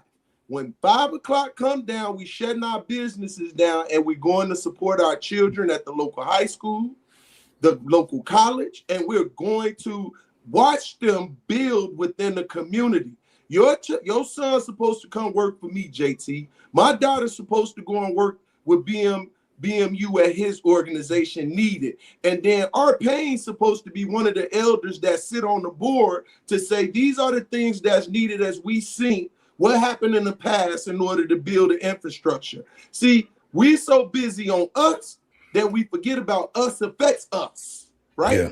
And when we start to do that, we know, we want her to be the judge, right? Because she's been doing it since a kid. We want her to be a teacher in our community. And now we support that. That's the system that we have to have in the play, right? Women, they call it the one thing about the small hat people, they built a system and they stood on it. Do all go and involve in it? Well, on the majority side, they did, and that's why they make an effect everywhere they go throughout whatever communities that they're at. Because that, for the most part, a majority stands on that structure. I land. All right, now so let me say this before we end the show, guys, because it's getting late and I got to get up at 4 in the morning. Go myself. Hit work. But I want to say this, man. I appreciate each one of you guys, man. I understand that, sometimes we have these, these clashes and so, but we got back on task. But I want to do, man, is we need to have a round table of fellas just like we have right here, right now, and more, right? Because this panel can hold 10 people. And so, Peace Word, man, if you're not busy on Tuesdays, bro, we would love to have you over here on Tuesdays. It's 8 o'clock p.m. Central Standard Time every Tuesday, bro. Yeah. And every Friday we have barbershop on Friday. So man, just come through, bro. We'd love to have you, man. We talk about everything under the sun, bro. So JT invited me, and I'm grateful, BMU, that you did the same, because y'all on one accord like mine.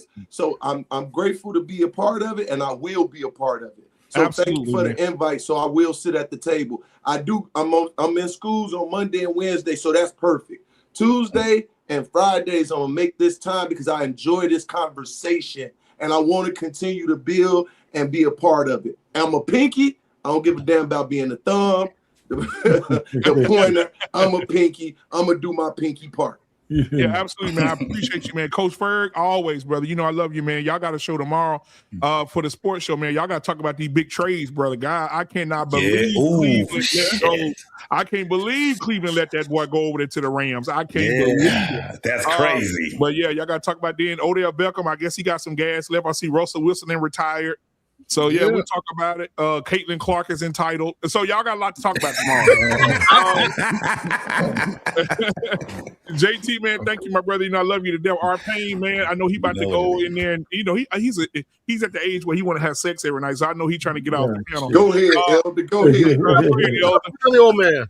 Antoine, what's going on, my guy, man? But Antoine be on here a lot with us too, man, and giving his perspective as well. So I would love to have you guys back every Tuesday and Friday, man. And I appreciate you, man. Make sure you subscribe, Peace Mercy. I got you. I'm on that right now. And JT, make sure he'll send you all the links and stuff so we can all connect on every Tuesday. All right, man. But hey, we out, man. I'll see y'all later, man. Y'all have a good day tomorrow. Be safe out there in them streets. Peace out. Yeah. Black Man Unfiltered Network. We ain't here to play nice. We here to flip everything they told you was normal. Hey! Yeah. Hey, we flipping tables. Yeah. We breaking labels. Facts. No more silence, no more favors. Truth hit hard, can't save it. Yeah. We flipping tables. This that real, no cable. Hey, if it's fake, we unplug it. Welcome to the table. Yeah. I came in the room, they was comfortable, quiet. Smiling in your face, but behind it is riot. They told me be calm, but I'm built for the storm. When the truth in the building, you better transform. They don't like a man when he speak with direction. They love you when broken, confused, and correction. But I'm on a mission, I'm changing perception. No filter, no fear, just raw intersection. System designed just to keep you disabled. Mentally trapped, spiritually labeled. I'm cutting the cords, the lies getting fatal. If it ain't the truth, I'm flipping in the table. We flipping tables. Yeah, we breaking labels. Fast, no more silence, no more favors. Truth hit hard, can't save you. Yeah, we flipping tables. They said don't question, I said watch me. Too many men out here living sloppy. No guidance, no code, no structure, no lead. Now we wonder why families bleed. This ain't hate, this accountability. Look in the mirror with this vulnerability. Masking and frame with responsibility. That's what they fear, that stability. I'm calling it out, no sugar, no glaze. We breaking these cycles, we shifting in the phase. Legacy built, not lost in the maze. We done being silent, we enter a rage. This ain't just a podcast. It's a movement, it's a reset. If it's built on lies, it gotta fall. We flipping tables, no fear, no fables. Black men rise, we stable. Now we changing the label. We flipping tables. Truth is non-negotiable. Black man unfiltered. This the voice they ain't controlling. Flipping Tables podcast. Black Man Unfiltered Network. If it don't make you uncomfortable, it ain't real.